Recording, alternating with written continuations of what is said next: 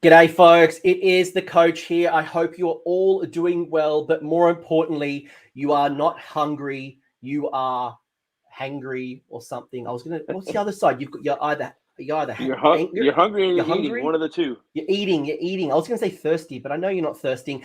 I am here talking Ogor Mawtribes. If you haven't gotten the hint, I'm with somebody who is always hungry. It is Bryan Lofton, who's come straight out of Texas from the Harumbe's Heroes, and we are going to be talking all things Ogor Mawtribes, but specifically, we are talking about the Dadbods. We are talking about the Gutbusters, and oh my gosh, we have the king of the Gutbusters and the ogres himself here. We've got Howe Twitch, a man who absolutely represents. But we're not talking to Howe. We are talking to Bryan, who recently went 4-1. Who went 4-1 at the Lone Star GT.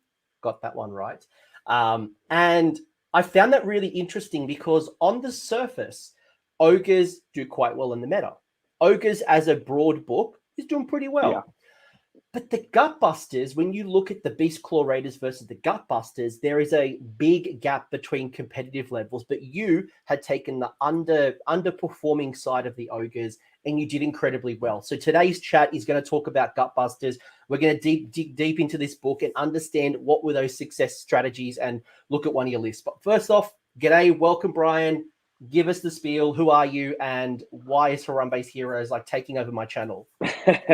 Well, it's real easy. I mean, I'm Bryan Lofton. I've recently had some success with Underguts, and Harumbe's Heroes has taken over because we're just better than everyone else. If ITC will let you know that as well, and most of the time. Not really. I'm kidding. We just play all the time. We're constantly thinking about the game, constantly studying the game, and not one of our lists goes out public until like 14 people have looked at it and told us that, or like Gavin, Zach, all these guys that, have done well out of, won a lot of tournaments, but every one of them has eyeballed every list we've ever taken out. So we have a good crew of people that just check everything and like, hey, maybe think about this. Most often I'll say, yeah, I already thought about that, and I want to bring this one thing anyway. So no, it's awesome. Like I got to chat to Gavin recently. We did a show around like being champion, right? Like what did it take to become a champion? Like he won LVO, but Gavin's not the only person who's been on this channel recently. We've had Evan, we've had so many of you, and it just shows the competitive level and I guess the maturity that I see in your community. You guys from the Texas Masters, you play hard, you will bring the filth lists, and you want to see and test yourself and build those strengths. So there's no surprises at the tournament, and you guys are absolutely battle hardened. And again, an absolute testament to the Texas scene as a whole. So I've always been really impressed. The last couple of years, I've gotten to know you guys, and just watching from afar, really good meta. And I'm just disappointed that the Texas AOS Open isn't happening this year. I missed out.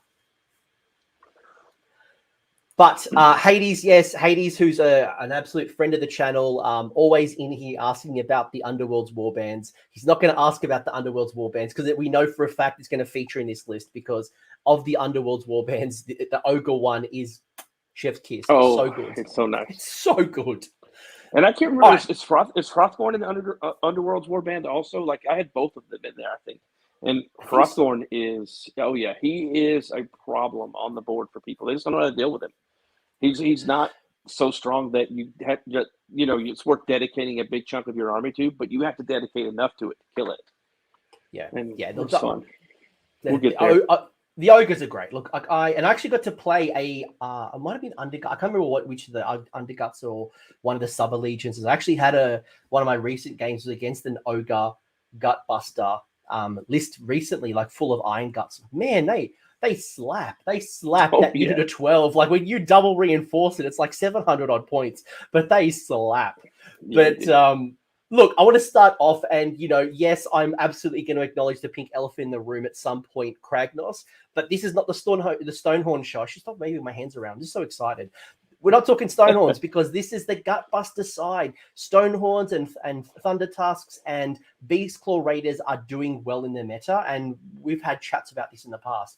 I want to talk about the people who are underserved, and that is the Gutbusters. So talk to me a little bit about this, because you obviously went out there and you started eating men, you started iron blasting, and you did incredibly well at the Lone Star Open. Why is it that we hear so much about the Beastclaw Raiders and we see them do well at tournaments, but we don't see very much about the Gutbusters? We don't see many Iron Guts. We don't see Iron Blasters. We don't see, we don't see Leadbelchers. Like, we just don't see that side of the book very much in 3rd edition. What is going on? What's your observations? Well, I think the average player, I think, not to insult anyone, but I think the average player looks at War Scrolls first. They don't start looking for synergies till way later. But if you look at it just off War Scroll, I mean, BCR, same with Gargants. Like, they're so straightforward on how they play. They play objectives well. They count for several models on the objective, and they hit hard when they get there. They're really tanky. You can get them down to a pretty good save with a 5-up ward. So I think the initial thought process is most people just look at that War Scroll and say, okay, well, it's better than all the other War Scrolls combined. And so they get focused on that, especially with Kragnos in the meta now. But there's a place for Kragnos and Gutbusters. There's Iron Blasters are really good when they're charging 3d6 and doing mortal wounds on 4s for you. So there's a place for that also. But again, I think it's just people get keyed in on that Stonehorn War Scroll. It's really good, but it's also really expensive, and it kind of forces you into playing Boulderhead, where you get the extra wound on your monsters, and you get the mount traits, and there's no real list diversity. There's no playing around with anything else, and that's what the thing that really gets me going. And the shooting, you really need shooting. I mean, I was at New Orleans Open with Archeon and host of the Everchosen, and I played Joe Cryer game 2 with his 4 Wind Spirits. And it right there, I knew 3.0, you have to have shooting, because you're going to run into things. And now Manfred and all, there's so many things that are so prevalent that you can't deal with them unless you bring some shooting. But I didn't want to tech hard into it, go crazy Lumineth or anything like that. I wanted to have something, because I was so adamant against shooting for so long. I was a corn player originally. I felt like gentlemen met in the middle and they smashed. So I wanted to have something that had some shooting that could deal with the wind spirits and things like that, but then also could really hold their own in melee too. And 3.0 has made it insane for Gutbusters. With their number one issue was they just had crap saves, and now you can just help that out for a CP. Well, it's interesting. So I do actually want to unpack a little bit about like the strengths and weaknesses, because on the surface, if you ask the average person about the Gutbuster side of the Ogor Mawtribes, they would just laundry list you all of the reasons why they're not competitive. The fact that they have their the base and the coherency stuff is a big issue. So people would claim, the fact that, things like Iron Guts, have a 1 or a 2-inch reach. And if you reinforce 1 or 2, it becomes really hard to get them all into combat, and you're losing a lot of your output. And when I looked at, I think it was Iron Guts, maybe I was playing against, a double reinforced unit of Iron Guts, I think, is 12 models. And I think it's around the 500 to 700 mark. I couldn't believe a double reinforced. So it was like 12 models. Yes, they've got 4 wounds each, but I couldn't believe it was the same price as a Kragnos, almost the same price as a Nagash. And I'm like, do I want Nagash? Do I want Iron Guts? Mm-hmm. Or do I want Techless, or do I want 12? Like, it's no question, in my opinion. I think that's what is so appealing about the Leadbelchers, is they have kind of like somewhere between the Gluttons and the Iron Guts combat profile. Not as much damage, but if you look at that War Scroll as a whole, like the shooting damage, meh, the combat damage, okay, but then you need to combine them both, because you're never going to have one without the other. If you're going to be charging and being in combat, then you will have shot also that turn. So I think you got to look at it as a whole, and then they weren't affected at all by the Unleash Hell changes, because typically you're got a little 8-man brick of those. So if you charge them, they're all shooting you like 8d6 shots on Unleash Hell. It's insane. I think where I see the most negativity from the Iron Guts players is things like Gluttons, because a lot of lists back in the day, like when I played against a lot of Ogre lists, you'd always have at least 1, big block of gluttons, right? Yeah, usually They got 4 something. wounds, which means that they don't get any bonuses for being on objectives. They're all got 1 each weapons, both the blades, the clubs, Well, they and do the get the bites. bonuses. They naturally count for 2 on objectives. Yeah, but like they're on 4, they're not 5. Like if they just had that one more Mhm. extra wound, it would kind of push them over the fence. Yeah. But I just hear a lot of negativity from the Gutbusters side, and it seems like a lot of Yeah. people have shelved them, which is kind of what inspired me to have this chat to go, well, you've obviously done really well. So where is the list tech? What is going on? I'm not seeing a lot of Gnoblars at the moment. Is there a place for things like Iron Blasters? Is the scrap launcher good? Like, I think this is kind of why I wanted to talk to you to go, well, what is it that you've seen in the book? Okay. Yeah. I mean, the scrap launcher, unfortunately, doesn't. I mean, it would be so fun because I've heard people say they hate the model, but I think it's hilarious. A little, So funny. catapult with Gnoblars climbing all over it. Hanging. It's. If you look at the models, I know that some of them are kind of old, but they've aged pretty well. Like I painted my Gnoblars up, kind of like we were calling them Doblars. It was pretty funny because they look like Dobby from Harry Potter. Because I gave them the same kind of skin and flesh tone as the ogres. And now Because we've got the big Dobby, right? We've now got the Cruel Boys Dobby to bring yeah, into the mix.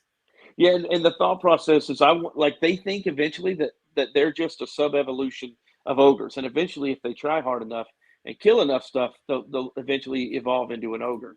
So that's their thought process on this group of Gnoblars that runs with them. So I bring 40, but on the unfortunate part is, like you said, with the Iron Guts, they're super, super expensive.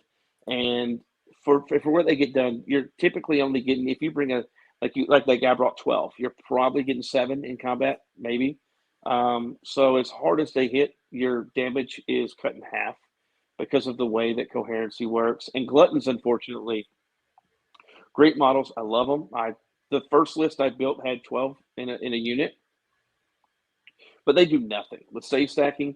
And I mean, you're not necessarily. I mean, I guess in that fat middle area, like in the middle tables, they would probably be fine. But when you're list building, you're teching for those top tables. Like I'm teching to play Gavin. I'm teching to play Zach Kennedy, Noah, and Tom Juan, all the guys that I'm consistently playing at that top table level, and just that part of the Gutbusters. This isn't going to work. It's just you're not going to do anything. No rend. Which is why the easy option is obviously to go into the Beastclaw Raiders side, and we're not going to talk about that. I want to kind of just paint the picture to go, well, this is the challenge. Oh, it's real easy, yeah. It's the easy answer to go, well, I'll just put 2 Stonehorns down the table, and maybe a Thunder Tusk or a 3rd Stonehorn. That's a battle line option, and they count for more on objective. They hit harder, they move faster. They've got some, mortal wound, and they've got some good resiliency, and it's the easy answer. Yeah, it's like real easy for someone to say, "Hey, I'm really interested in Mega Gargants." Oh yeah, for 4 start collecting boxes of ogres, I can pay half price and play the Stonehorn version of that same army. And because those $95 starter boxes that come with a Stonehorn and a bunch of Mournfang, and you can basically take 3 or 4 of those and have a full army. And Stonehorns are really good. We have some local players that play a lot of them, but I think, like I said, I think it's kind of the easy route. You look at the War Scroll, you don't have to build a lot of synergies for it. They're kind of there already, and it just does its thing. With the Underguts build, it's actually got a lot of synergy. There's a lot of things happening in there. But the funniest part about the entire army is none of it matters. It's 182 wounds with 15 drops, and none of it matters. Like, you can kill whatever you want. You bring Sentinels, kill my general, fine, do whatever. Like, none of it really matters. None of it needs to be alive for it to work. Like, the best bonus I get is +1 to hit with the Iron Blasters or +1 to hit in a bubble against heroes and monsters. But if that goes away, it's just +1 to hit. Like, it's not the end of the world. It's actually interesting because, like, talking to Gavin, but also just some of my own thinking and just some of, what you're hearing in the community. One of the ways to deal with the bow snakes, the sentinels, the long strikes is what you said around the wound density, where it's having lots of resiliency like Nurgle. I mentioned this a few times, but I just come back from a tournament the other week, and I was going to run like 160 grots. I was just going to flood Oh, yeah. the board with bodies on 25 mil bases, and you know what? You've got a whole bunch of elite mortal wound shooting. Cool, you killed 10 grots. I've still got 150 left, and I'm going to bring back half the units. So having wound density and not worrying too much about this like absolute complete elite force, because once you lose a Stonehorn, a Mega Gargant, it can be quite brutal to come back. And you're obviously giving away monster points. So moving away from Beastclaw Raiders, I want to get into the good stuff. I've painted the picture, and you've kind of like, colored it in with, crayons and paints, two thin coats, obviously. What are the ogres good at? Specifically, we're talking Gutbusters here. If you're going to build around a competitive list and what you built around, which is obviously, again, a 4-1 list, what are you good at? Well, this particular list is good at taking that alpha, which is really strong in the meta right now. Like there's a lot of armies out there that can just deal 70 plus wounds to you in a turn. And it's real good at taking that and then laughing and then exploding out. Because, you build a little castle behind Gnoblars, and you got your Leadbelchers and your Iron Blasters. So it really handles that alpha well. It does well against other shooting. And the only thing that it really consistently struggles with is Seraphon. But I think everyone consistently struggles with Seraphon. So it's not really a negative to your list if it has trouble beating Seraphon. Everything except Seraphon has trouble beating Seraphon. Talk to me about why. You've mentioned that you're good for the alpha. So for anyone who might be listening to this that doesn't quite know, the alpha being that someone goes super aggressive, they go something like Battle Regiment to be a 1-drop. They either drop down and just like, long strikes, for example, with the Holy Command will shoot in the hero phase, or bow snakes will shoot twice in a turn. They're getting a jump on you essentially before you get to have your first turn. That would be an alpha, where they come down from reserve, where they have like a 30-inch projection of power. So you've mentioned that you're good, just for anyone who might not be familiar with the term alpha. So you've mentioned that you're good at the alpha, and you've also mentioned that you were good at, so what'd you say, shooting? No, what was the other one? Like a counterpunch. Like they're because of the wound density. And I think what got lost at the end of 2.0 was people stopped bringing screens. It was all about damage. And now, if you don't have a screen, you're going to get punished for it. It may not happen every game, but there's going to be a game where you're going to wish you had a screen. So that's where the Gnoblars are super cheap, 20 for 100 points now.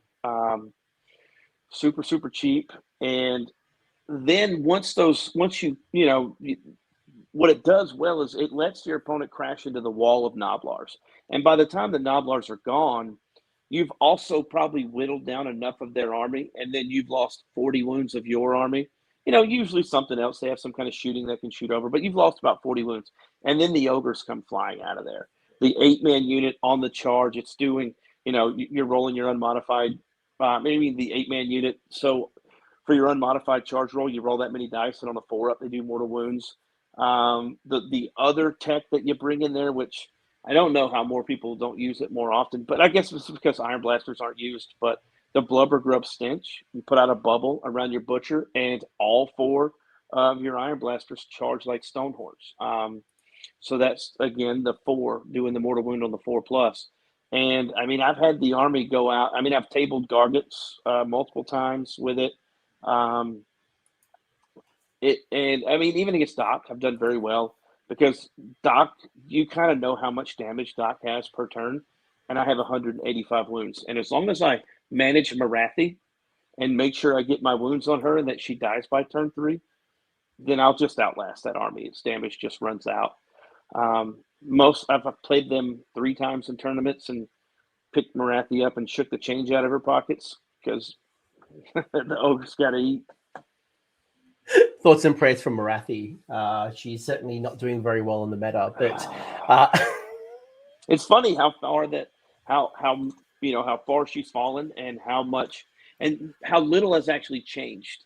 Everyone's initial perception was how broken the army was, but it's not that much damage. It's a lot of, it feels like a lot more damage because of the double shoot, but with something as toughness or wound density, you can eat all that damage, and you can mitigate it because the Iron Blasters have such long range, 24-inch range, with a 9-inch movement. So you can outrange 24-inch shooting just by being, outside of 32. Which is where like Daughters of Cain really want to be going for they want to go second, so they go into and hopefully get the turn 1 into turn 2 double turn, because unlike those long strikes who can project power very early on, especially with like a holy command, I often found even when I was running bow snakes that I was out of range for my first turn, so I wanted to give it away because then I go for the double tap. Oh yeah.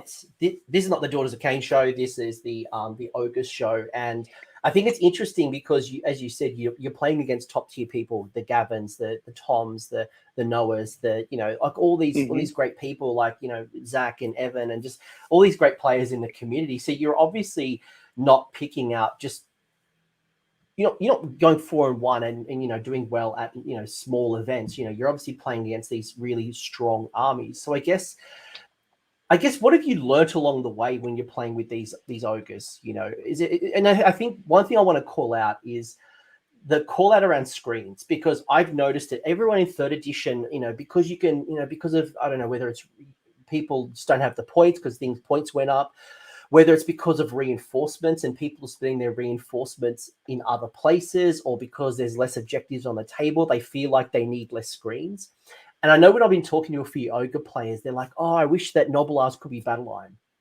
And I'm like, it's actually the opposite. I love that Gnoblars aren't battle line, because you're not giving away cheap broken ranks, and it means that you can move them up the board. It's why I love things like the Underworld warbands. There's a couple that I really like, because you can screen, you can do a whole bunch of things and know that you're not giving anything away.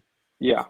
Like, to get one of my battle tactics, well, at the very least, you got to do 16 wounds, and I'll know which unit you're going to take if you want to do broken ranks on me. So I'll buff that unit up. It'll get the Mystic Shield. It'll get the, all-out defense in every single phase, because, you kind of have the CP. Like, that's the funny part about the army. It really doesn't need anything. You got the CP. You're going to activate 1 CP per turn to give the extra shots on the Iron Blasters. But it really, like, none of the funniest thing is just none of it matters. I'm 15 drops, so I'm never going to dictate turn, and I'm never going to care. Like, I just watch where you put your army and then build my castle. And if anyone's been wondering why Brian's being a tease, we will go into the list. I will show you Brian's list. So he's been referring to Iron Blasters and 15 drops and 182 wounds. We'll go through the list and we'll explain why some of his decisions have kind of happened the way they've gone. Before I get into the allegiance abilities, because I'd love your take on how you're thinking about the abilities, I want to talk about the destruction bro, Kragnos. Oh yeah, Craggy has taken over, especially in this second half of General's Handbook 2021. Some minor tweaks in the Winter FAQ now has made him more attractive. How do you think, from a Gutbuster point of view, Kragnos plays into your list? Would you run him? If you did, why? What does he bring to the table, or what are you giving up by taking this 700-point Chadnos, as Halo we call it? Yeah, he is, and that's hilarious. I mean, you lose all of the Leadbelchers. So, what is that? 16 bodies with 4 wounds apiece is what I would end up giving up. It's a lot of wounds for roughly the same amount. I would have to go with some really cheap battle line. But the cool part is I've seen other people, Gavin has a list that he's been messing around with. You have to go into Frost Sabers for your battle line because you still have the points. Because you still want to bring some Gnoblars. But there's a funny build with Kragnos and 4 Iron Blasters. Again, Gavin's been messing around with it. But shooting the Iron Blasters and then 3d6 charging them, it's crazy. You roll say you roll a 16-ish charge, and then you roll 16 dice on 4-ups or mortal wounds. So you usually don't even have to fight in combat because whatever they charge into is just getting taken off the board. He's just expensive, right? Like when you bring Craggy, he's like 700 odd points, and if you're going to be building in something to get those charges in, you're going to be reinforcing them at least once, if not twice. Oh yeah. So if you have like 1 unit of reinforced Iron Guts, whatever it might be, or Leadbelchers, or whatever you've chosen, right? A double reinforced unit of that plus Kragnos, you're around the 1,500 point mark, and you still got to get other battle line. You've still got to get a couple of heroes. So the question is, I guess, what are you giving up? And I'm surprised how expensive you are. I would like to see GBH, the Gutbusters side go down a little bit. It just doesn't feel like you get a lot for what you're getting compared to other factions. Yeah, I mean, the points, they actually, when they did, I think it was Winter FAQ, the Gnoblars came down a little bit. I kind of expected that they would go up, but they came down a little bit. In the points changes that we got at the Winter FAQ alone, basically allowed me to get Gorlok Blackpowder in for free. I was already playing at 1945. I was just like, whatever, I'm 14 drops. And at that point, I think I was somewhere around 170 wounds or maybe 65, somewhere in that area. But I was just like, what's another? I could have put Frost Sabers in there, but I'd rather just have the Triumph and take it away from my opponent at the same time. Sometimes just not, even if you don't use it, denying them their Triumph is a big part of a lot of that Alpha Strike damage relies on that Triumph, relies on the, +1 to wound and stuff like that. So just taking that away from your opponent is worth 55 points. Yeah, and I think there were some changes to the gluttons. I'll never forget. I remember talking to Doom and Darkness, who's a big ogres player, and I remember seeing that article 2 years ago when it called you guys deadly as ever, and the trigger that conversation alone. But yes, you did get a 10-point difference on your gluttons. I just want to give a quick shout out as well to Kenny Lowell, who's just joined up as a member. Much appreciated, my friend. Thank you. Much love. But I think ogres, they're interesting. Yeah, the points are still an issue, on them, I think. And I think maybe less than points, more of they're all on, 40 mil bases and 50 mil bases and things like that. Coherency should not apply to, infantry and battle line units that are on 40s and 50 mils and multi-wounds. It shouldn't apply in the same way. Like they did dragons, they gave them their own special coherency because it would have been difficult to run that unit the size it was and, maintain normal coherency. As you take that same thought into units like snakes, units like ogres that are on these giant bases, and you are never going to get your points value out of them. So if you were talking about overcosted, because you're only ever getting half of them in, you just cut them in half and keep coherency the way it is. And then you can just have enough bodies for the points to matter. And we'll go into your list and we'll show to see, are you actually building out a double reinforced, or are you going? Because I think one of the ways you can get around that is just doing multiple small units, which drives up your drops. But it also means your command points don't go nearly as far. I think, I think you suffer a lot from the same problem that the Namadi Thralls had. You're on 32 more bases. They were on 1-inch attacks, and you never got all 10 attacks in. The minute that they changed them to 2-inch attacks, you've got an incredible value because now all 10 can fight. So it's almost like, do you need some different coherency rules?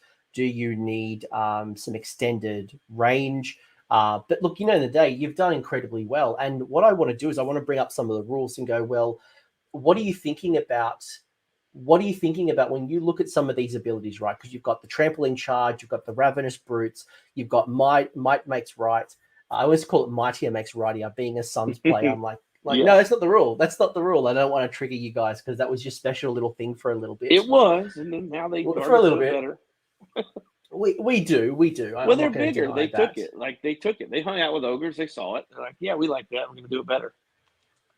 And then, spoiler alert, you've gone Underguts, right? So, I'd be curious to hear why you've chosen Underguts as opposed to some of the other tribes. But if I'm an ogres player and I'm thinking about building around Gutbusters, how is it that you're looking at these set of rules?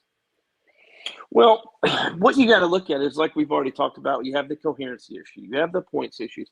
So any extra places that you can get damage in your army, you need to max that out and take advantage of it. So the trampling charge, any kind of little shooting chip damage. So you just have to make the most of all the damage you have available to you. And that's where, my thought process came in with Underguts was, the Iron Blasters are pretty good when they have 2 shots at 120 points or 30 points, whatever exactly they are. And then you start mixing that with Blubbergrub Stench, and they start charging like Stonehorns. Like a huge part of the Stonehorn is it can blow up a screen, a couple of them by themselves. and then just pile into what you were trying to protect. And that's how the Iron Blasters can do too. Like they can just blow up a screen with 28 mortal or 24 mortal wounds, or I think the most I've ever done with the 4 is 21 mortal wounds on the charge. Like I played against Kragnos Cruel Boys at Dallas, and Jeffrey Viscitis is here. He's a weird knob guy. He actually helped out a lot with that Austin GT. So he came in and did 70 mortal wounds with Kragnos and a Meyer Brute Trogoth to my army on turn 1. And turn 2, I had him almost tabled. It was just like, that's how ogres are. They'll eat that alpha and then punish.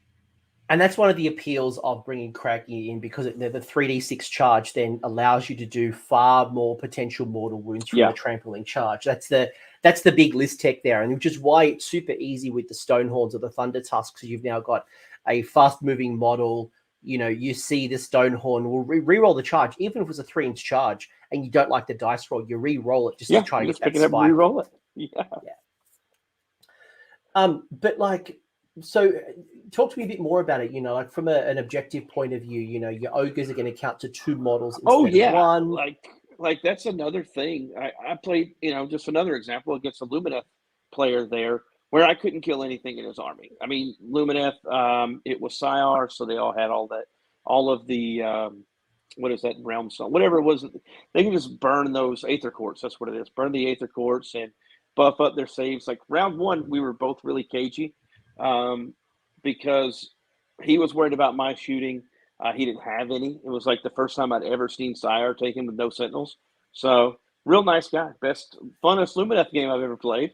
I didn't know that was possible. I didn't know that was allowed. I thought that was against the rules to not bring Sentinels to Lumineth. Yeah, I thought you bring Teclis and I mean, he summons in 30 automatically. But that's not how it works. But so the first round of shooting, I did nothing to him, and he was playing cagey around protection of Teclis. So I just jumped up on the objectives and put all the Gnoblars in front of me because he was playing so cagey. Them counting for 2 models on an objective is huge. Like even only being 4 wounds, they're going to challenge Varangard. They're going to challenge all of these big objective scoring units. They're going to challenge there. So, you know, you can sometimes take an objective off of a Gargant, which is almost unheard of, without killing it. So they play the objectives really well. They're actually pretty fast getting to the objectives. They're deceptively fast because if they're not in combat, they're hungry, which is an extra 2-inch movement. So, and then once they get on the objectives and they're in combat, they're bravery 8 at that point. And and because of their wounds, you rarely kill enough to really force a battle shock very often. They just play it, and then the goal with this army was to play in every phase. Even in the magic phase a little, even in that phase, because you've got a couple of spells you're trying to get off every turn, or at least one. So that was the goal, to get damage in every phase. Your hero phase damage, your magic phase damage doesn't happen very often, but there's places where you can get it. Like, you know, you have the traps and things like that, and you have the Voracious Maul on the Butcher, which everyone underestimates it until somebody sits there and rolls 10 4 pluses, and it goes off 10 times, you know? Yeah. The Butcher is so good. And obviously, a lot of people just take a Butcher, especially in the Beastclaw Raider side, just for the Morpot. Like, they have like this token Butcher who does his thing. Everyone else kind of runs up the table. But, you know, you between the Slaughtermaster and, you know, your Man-Eaters and your Butchers, you know, the synergies really start coming in that Gutbuster build.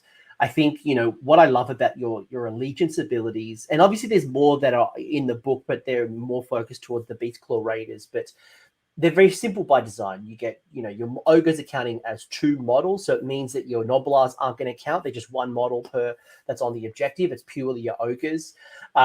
You are going to be getting that +2 movement or the +2 bravery. And I want to call out just really quickly that the +2 bravery is going to mean that you don't have to really worry about.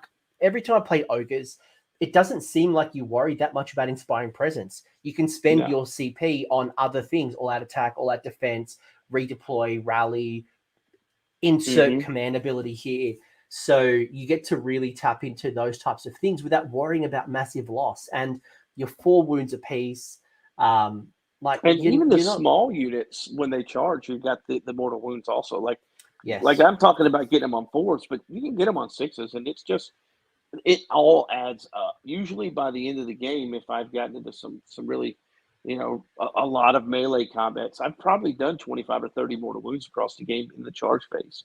So I mean, it just adds up, and their allegiance abilities. Grant, I think when the book came out, it felt a lot like the Corn book to me. It had a pretty good book, but the war scrolls were just less than attractive. They just unless you went BCR right out the gate, it felt like on the Gutbuster side, it was a little, lackluster. And I think 3.0 has helped that with the missions, the way they work. In 3.0, they score battle tactics really well, especially the list. There's tech in there to score just about every battle tactic just brought into the list. And I think that's another thing that gets lost in list building. Like, people want to play the cool things and they think about how much damage the things do, but how well are those things going to score battle tactics on turn 1? Are you going to have to run 3 units and mess up your whole plan for turn 1 because you had to run 3 units you didn't want to? I think that kind of tech you got to work into your list as well. Yeah, no, it's definitely a shift in mentality, right?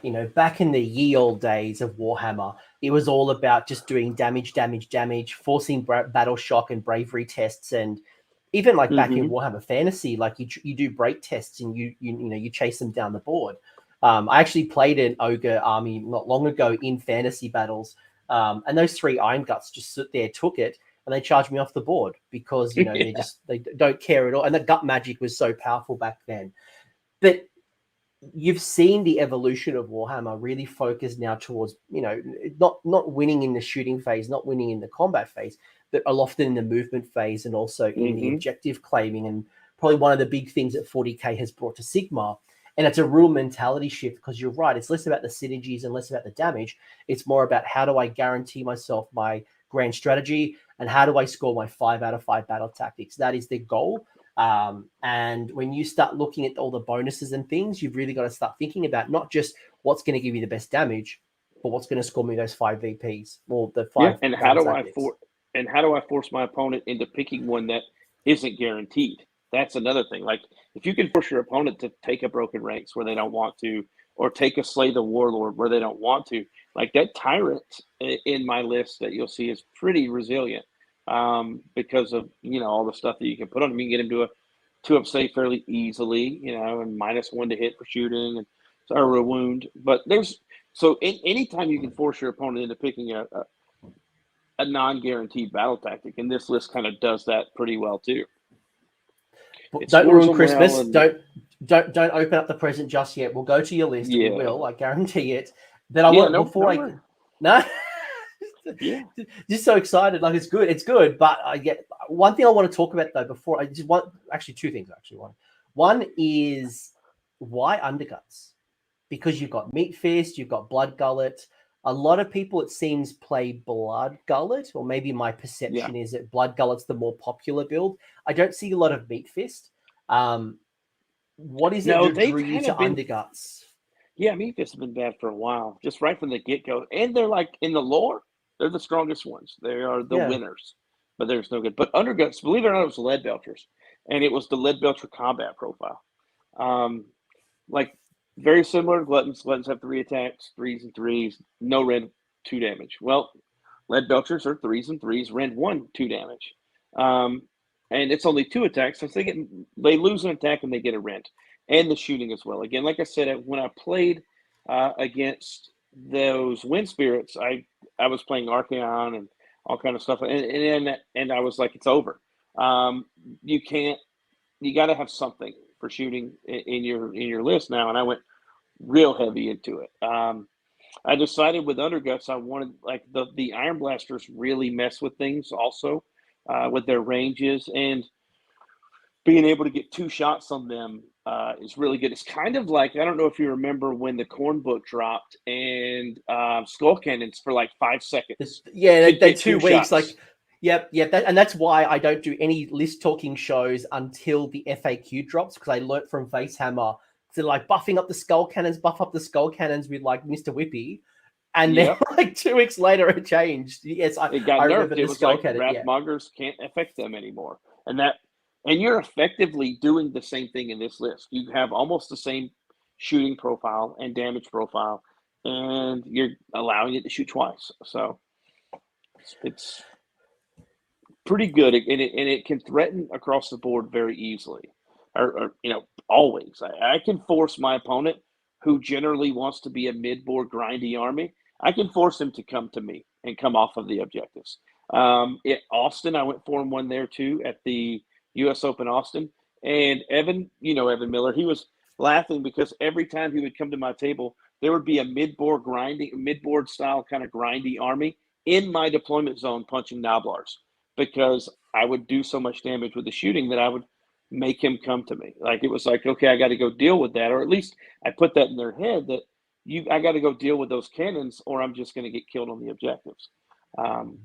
So it really can reach out, and it really only takes one shooting phase for you to spike a couple of 6s on one of those cannons and do 12 damage to something, and your opponent gets real antsy. They start getting shell shock, and they don't want to stand on the objective anymore. They want to come fight you. No, and that is exactly where you want them. You want to come fight. But it's interesting. Like, I look at the Leadbelcher profile, and like I look at the fact that it goes from 12 to 18 in the Underguts, and that's cool. Like, huge. I always felt like 12 inches is not a lot, and you can kind of dance around them pretty easily. And you look at the profile, like D3 attacks, hits on 4s, wounds on 3s, Ren 1 for 1. It's kind of underwhelming when you think about like just the profile on its own. So I guess why would you build around that as opposed to or are you even building around Leadbelchers? Well, a lot of the objectives, we start out 18 to 22 away from each other on a lot of the battle pack, and the objectives are typically 12 inches in front of where you start, where you deploy, and Leadbelchers can go to 18 inches here instead of 12 inch. And if they don't move, they get D6 shots instead of D3. So, my whole thought process is you can't score the objective if you're dead. So you're going to run up, I'm 15 drops. Most people, when given the opportunity to take the first turn, they take the first turn. And they walk into Leadbelchers and, just cannons, just loads of cannons. They just walk right into it. And typically they'll get a couple of rounds of scoring the objectives, or maybe even just one, before they decide that my army needs to die. And then people are so used to just killing ogres so easy.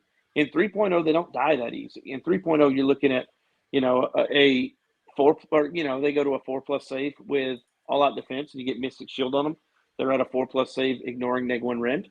So, and it's 16 wounds or 12 wounds, however many you have in there.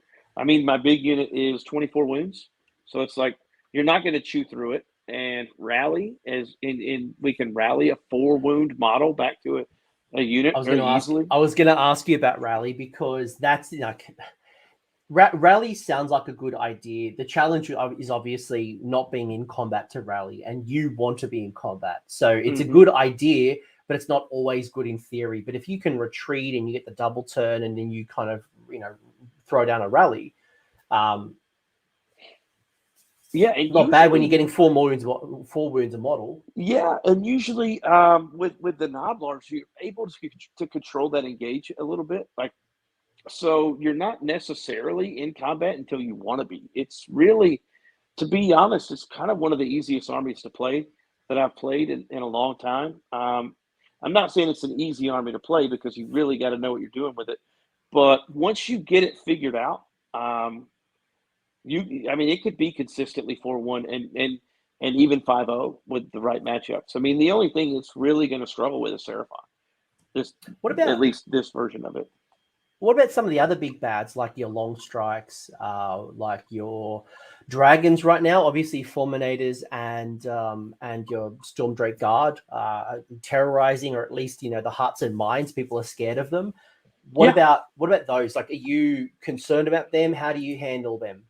I think with the long strikes, I'm not so worried about it. I can control, where they come in. Granted, it's 30, they got lots of range. So that's where it comes into wound density and nothing in my army mattering enough that, because I can control a lot of where they move to with my Gnoblar deployment, with Hrothgorn, and with Blackpowder. I have a lot of ways to not mess with what I want to do turn one, but also shut down a lot of the board for those deep strikes and those relocations and all the stuff that they have. And dragons, if somebody comes in and spikes a lot of damage with a dragon, my iron blasters are only one. Each one of them is its own individual unit. So if you want to go heavy and kill one, that's fine. Those 2 iron blasters are going to get buffed up against monsters, and they're probably going to take out 2 or 3 dragons in a single turn. So I'm not necessarily worried about it. But that's where the Gnoblar play. You have to know what you're doing and get your screens in the right position to be able to shut down parts of the board. That's the big part of how you deal with dragons. And long strikes, I played them, and maybe I need more play against them. I played them a couple of times. I played one in a tournament at Austin, and it came up. I think what hurts you against this list is knowing what to shoot. So you can have 30 damage turn one from your alpha shooting, but if you don't know what to shoot, it doesn't matter. So there's nothing in here that matters enough that I lose the game if I get alphaed. And I wanted to call that out because I think one thing that I like about the Ogre build, and we'll get the list up in a minute, I feel like a Demtel ad, like, but wait, there's more, it's coming soon. Don't wait. It's like, but I think one thing that, when you look at like a long strike build or a sentinel build or like anyone that's kind of throwing out their power from long range, there's those critical targets they want to pull down, and they'll be very, very hero synergistic, right? They want to pull down Kragnos, they want to pull down the superhero or that support buff, troop that is 5 wounds, 6 wounds that is supercharging a hero. Fire Slayer's perfect example. You want to pull out those Rune Sons, Rune Smiter, Rune Lords. But and obviously every army has that type of hero in their list. But for you, you're just a big wad of meat. Like you're just a meatball. And kill my Tyrant. Cool story. Like I've still got all these big fatties on the board. Yeah. Okay. You killed my Tyrant, and now I am basically -1 to hit with shooting now against heroes and monsters. And a lot of those. Long strike list, they're not even running heroes and monsters that I'm wanting to shoot at anyway. So, so it's like I still hit exactly the same way against your long strikes once you kill my Tyrant. So this is like nothing in here matters enough in the game if you take it away from me. You have to play 5 battle rounds versus this Ogre list. You got to play them all. I think this is your new official title, Bryan Lofton, Big Wad of Meat. But like it's fitting. It's dickhead. But one thing to consider as well is you're my first guest with the new hunt rules, the new battle scroll abilities. Do you think that would play a part in some of the tournaments that you've played against, or moving forward, because you're not any prime hunters. None of your armies are prime hunters. But also none of your armies are priority targets. So you're not giving away any VP. And you are playing against some of these priority targets. Again, you could, it's a whole 17 of them, right? Yeah. How do you think that would play with ogres, given that, you're giving nothing away and you're only getting extras in return? Well, every time I've played against Gargants a lot, and every time I've lost to them, it's been by 1 to 3 points. And I've tabled them every game and lost by 1 to 3 points. So, that's for each one of those Gargants, that's a win. On every one of the games that I've lost to Gargants have been that close. And I've tabled them. So just in that one example alone, it takes me from a loss to a win. I can't think of anything else that I've played against. But I think anything that can get extra victory points and also not bleed that, it's a plus. The big problem I saw with that battle scroll thing is everyone was like, oh, well, 90% of the armies that are getting the extra points can't kill these things anyway. Well, I think you probably can in some of those books, but you got to find it. Like, it's not going to jump off the page at you. You have to go dig for it. There's a lot of synergies that this far into Age of Sigmar that this book came out, it doesn't feel like it was like 2 years ago. And we're just kind of getting into some of these synergies now. Not yeah. The book is what 2-3 years old. Obviously Yeah, AOS 3 is 9 months old, and I think one thing to consider as well is we're probably 3 months away approximately from a new general's handbook. yeah, So what realm do we play in? Is there going to be still monster incentives, or is it going to be, I don't yeah. know, priests and wizards? It could be battle line. It could be, I don't know. And how that kind of changes the game a little bit. I think the other consideration, and maybe I want to get your thoughts on this one, is a couple of those priority targets are your shooters, right? Your long strike, your Hmm. sentinels, your bow snakes. There was a whole list of them, right? Those raw power Oh yeah. projection. Would that change your priority targets? Are you now going to use your iron blasters and your lead belchers to try to bring down those long strike sentinels, bow snakes any more than you already were? No, I don't think so. I think those are the first things that you're trying to get off the board anyway. Like those are where most of their damage comes from. So I don't think it's going to change how I play with this particular list. I think with some of my other lists, maybe, but I still think when you're playing against Sentinels and Long Strikes and Bow Snakes, that's like 75% of the army's damage. So you're wanting to get that off the board as fast as you can anyway. The only problem Yeah. is, do you have an army that can do it? And this army can do it. Like this And that's army probably the puts, key. yeah, it puts Bow Snakes in timeout because if you come up and try to shoot me, well, I'm going to shoot back. And that's probably the key that I've seen. A lot of Iron Gutbuster lists that I've at least played in, both in second and third edition, have never really leaned into shooting. I've seen like one list throw around a bunch of scrap launchers for lols, but Yeah. I haven't actually seen someone build and go deep into the Iron Blaster and the Lead Belchers. It's been more around the Iron Guts and the what's the other combat dudes? Your The Gluttons, right? Gluttons. Yeah. It's always been like very melee focused. You want to use the +2 movement to get up to the board, do the impact charges, the mortal wounds, and then just use those big wad of meat to grind Hmm. down on the objectives. But here is the list that you ran at the Lone Star GT. There's a lot going on here. There's a lot, ultimately it's 15 drops. So, curious on why you haven't gone battle regiment to try to reduce those drops. And I'm sure you'll explain this to me, but basically Hmm. you have the Black Powder Buccaneers. You've got the Butcher with the Cleaver, with the Gnoblar keg, blast keg, which is your sub-faction artifact. You've got the Blubber Gut Stench. You've also got a Hearthgorn? Hrothgorn. Yeah. Hrothgorn. Yeah. And his amazing man trappers. Absolutely love that bloody unit. You've got the Tyrant, who's the general with the massive scars and the trophy rack. Then you've got 4 iron blasters. You've got the man trappers, obviously. You lead belch. We've got 3 units of lead belchers and 2 units of Gnoblars. You've got 1 reinforced lead belcher. Sorry, I was just laughing at Haywo, who said, if you can't be 2, you might be 15. And that's so true. Yeah. It's so true. Yeah. You Like, might if as you well. can't go... Yeah. He's absolutely right. I agree. I'll let you go. I cut you off. No, not at all. Not at all. 2,000 points. You've gone 15 drops and 182 wounds. What is this list? What is it all about? How does it win?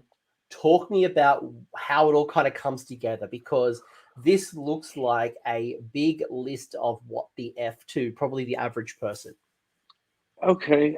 Yeah. So when we got the winter FAQ and the points drops, my list dropped down to 1,895 points because I was playing it like 1945 or 1940 or something like that. It was a ridiculously low amount of points. And then Gorlok Blackpowder came out, and the thought process was, do I put 20 more Gnoblars or to fill those points, because 20 more Gnoblars is just more screen and could go out on its own and do its own thing. But then the Black Powder War Scroll dropped, and it was insane just for the laugh when take Destroyer off of a Maw Crusher that didn't realize that he got within 3 inches of Gorlok. So that was just an additional. It was kind of just extra. It was extra there when the points drops. But the initial was Hrothgorn, the Tyrant, and the Butcher as the heroes. And like I said earlier, with scoring, you want to tech in easy battle tactics. And Hrothgorn is an easy Savage Spearhead right off the bat. And that's three usually drops. one. Is it 3 drops? Yes, it's 3 units. So when he comes in, he puts in a frost saber. So he puts 3 units on the board when he comes in. So it's an easy savage spearhead. And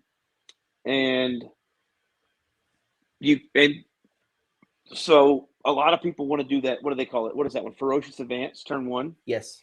You're not really you're dropping him in to get Savage Spearhead, and you're not messing with the rest of the army. He is his own piece that is just annoying to deal with.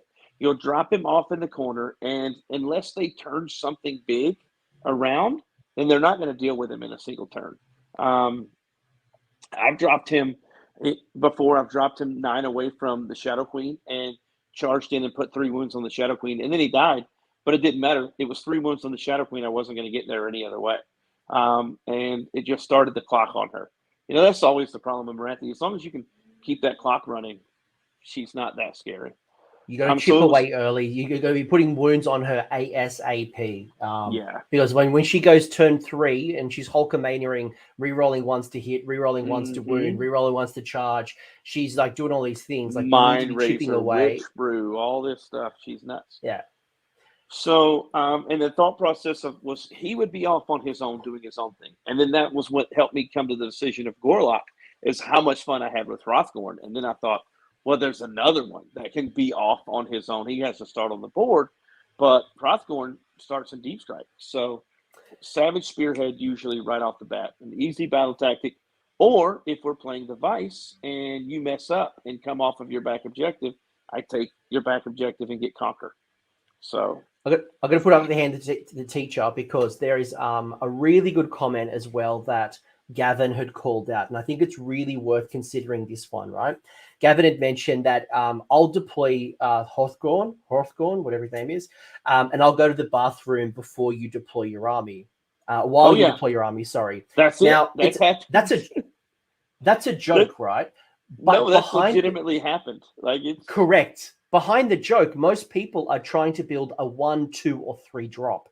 So what it means is within 1 unit, you were going to see the whole, potentially the board, board, because your opponent is not allowed to split up deployment anymore. Back in the ye old day, you could go 1 drop but piecemeal it on the table. Now you got to go all in. So if you're going all in, you're going to see the whole board and where you want to put everything else now. So while it's a joke, it's it's even 2 drops, because it's Hrothgorn and then the Man Trappers, and it's like, go ahead and deploy your army, and legitimately, I'm going to go to the bathroom. I'll be back when you get your army on the table, and that makes people play really cagey, because none of your army's on the table, and you also got your first units in Deep Strike. So now I have to start thinking about all of that, and you force decision making for your opponent. And anytime you can force decision making, there's room for error in that decision making. So the more decisions you can make your opponent make over the course of that 2.5 or 3 hour game,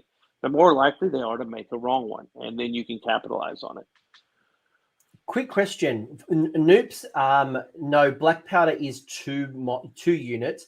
I'm just a potato, and I forgot to put the Blackpowder Buccaneer. Oh no, he's just 1 unit. Is it just 1 unit? Oh, so I was right. Okay, so because often you see the hero and then the unit are 2 different drops. Yeah, he's a little weird. He's so basically he has his wounds, and then he has a blade of wounds that can pull off at his crew, and one of them has a 5-up ward that you can, if you make it, he can stay alive. So basically, you take the 6 wounds on Hrothgorn, on Blackpowder, and then you start pulling minions until they're gone. So he's effectively 11 wounds to deal with. 12 wounds. He's effectively 12 wounds on the table. Yeah, because he's a 7 wound base, but then he's got all his minions. What does he do? Like, I'll be honest, I have not looked at this Blackpowder Buccaneer. Like, it's a bloody cool model. Like Pirate Pete over here with his big sword and his his gut plate. But outside of like being a cool model, I actually had never looked at the War Scroll. What is it doing, and what is it bringing to the table, other than the fact that it's all about Blackpowder and you've got the Iron Blasters and the Leadbelchers? So like it's 10 out of 10 lore and narrative there. Yeah, well, he's really he's another piece that's kind of like Hrothgorn, where he can screen out a portion of the board. He can Yeah, he does a lot, but he has he has a really good shooting attack, and one of his minions gives him +1 to hit, shooting and combat while it's alive. So he has a shooting profile that's 2s and 3s, -1 D3 damage, which is one of the best, if not the best, shooting profile in the whole Ogre book. And then he has a combat profile that's really good too. So he's just kind of this standalone little juggernaut that if you put 5 wounds on an objective to hold it, he's going to kill him. Or if you put 10 wounds, he could, realistically go up there and chop that unit down. Or at least force you to spend points on a battle shock that you didn't want to spend. Okay. So he's really tough. He's really fun. And then, again, him and Hrothgorn are like secret agents in this army.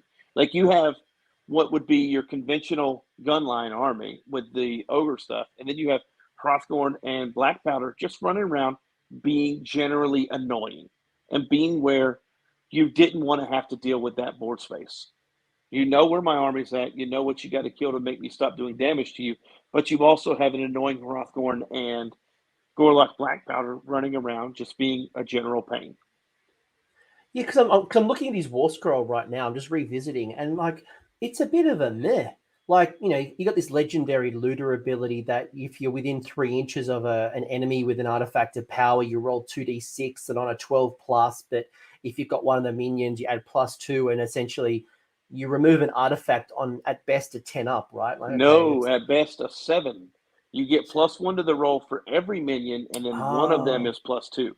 So, yeah, KG gives you the +2, and then it says every other minion gets +1, right? So the average dice roll on 2d6 is a 7. So for the average 2d6 dice roll, you take destroyers off of a Maw Crusher, or you take sandals off of a giant. Assuming that it hasn't lost any minions. Yeah, assuming there's no minions gone. And it happens at the start of combat phase. So you'll always, unless he's been shot at, you'll always have at least one shot to take an artifact away if you're in with something big like that. Because other than that, like, he doesn't synergize with anything. Like, you've got one of the minions allows you, if you're within 3 inches on a 5 up, it deals a mortal wound. A shooting attack, 18 inches on a 5 up, it's a mortal wound. There's a couple of nice abilities, but it's all relatively self-contained as opposed to the Blackpowder synergizing with something else. Yeah, and one of the issues I had was from when I went to Austin with it, was challenging, forcing my opponent to commit something to certain areas of the board instead of allowing them to, have their whole army focused on my screen and my gun line. Well, Blackpowder just forces them to deal with an objective, say, on the left side of the table, while Hrothgorn makes them deal with something on the right side of the table. And you're just forcing them to send pieces of their army in other directions, or he'll just sit there and score. And Hrothgorn will do the same. Basically, you're just forcing your opponent to win in the movement phase with these things. And again, even then, if you make them, if they think they have to dedicate more than they do to killing that, that's one more round of your screen being completely fresh, completely untouched, and you're still sitting there shooting everything.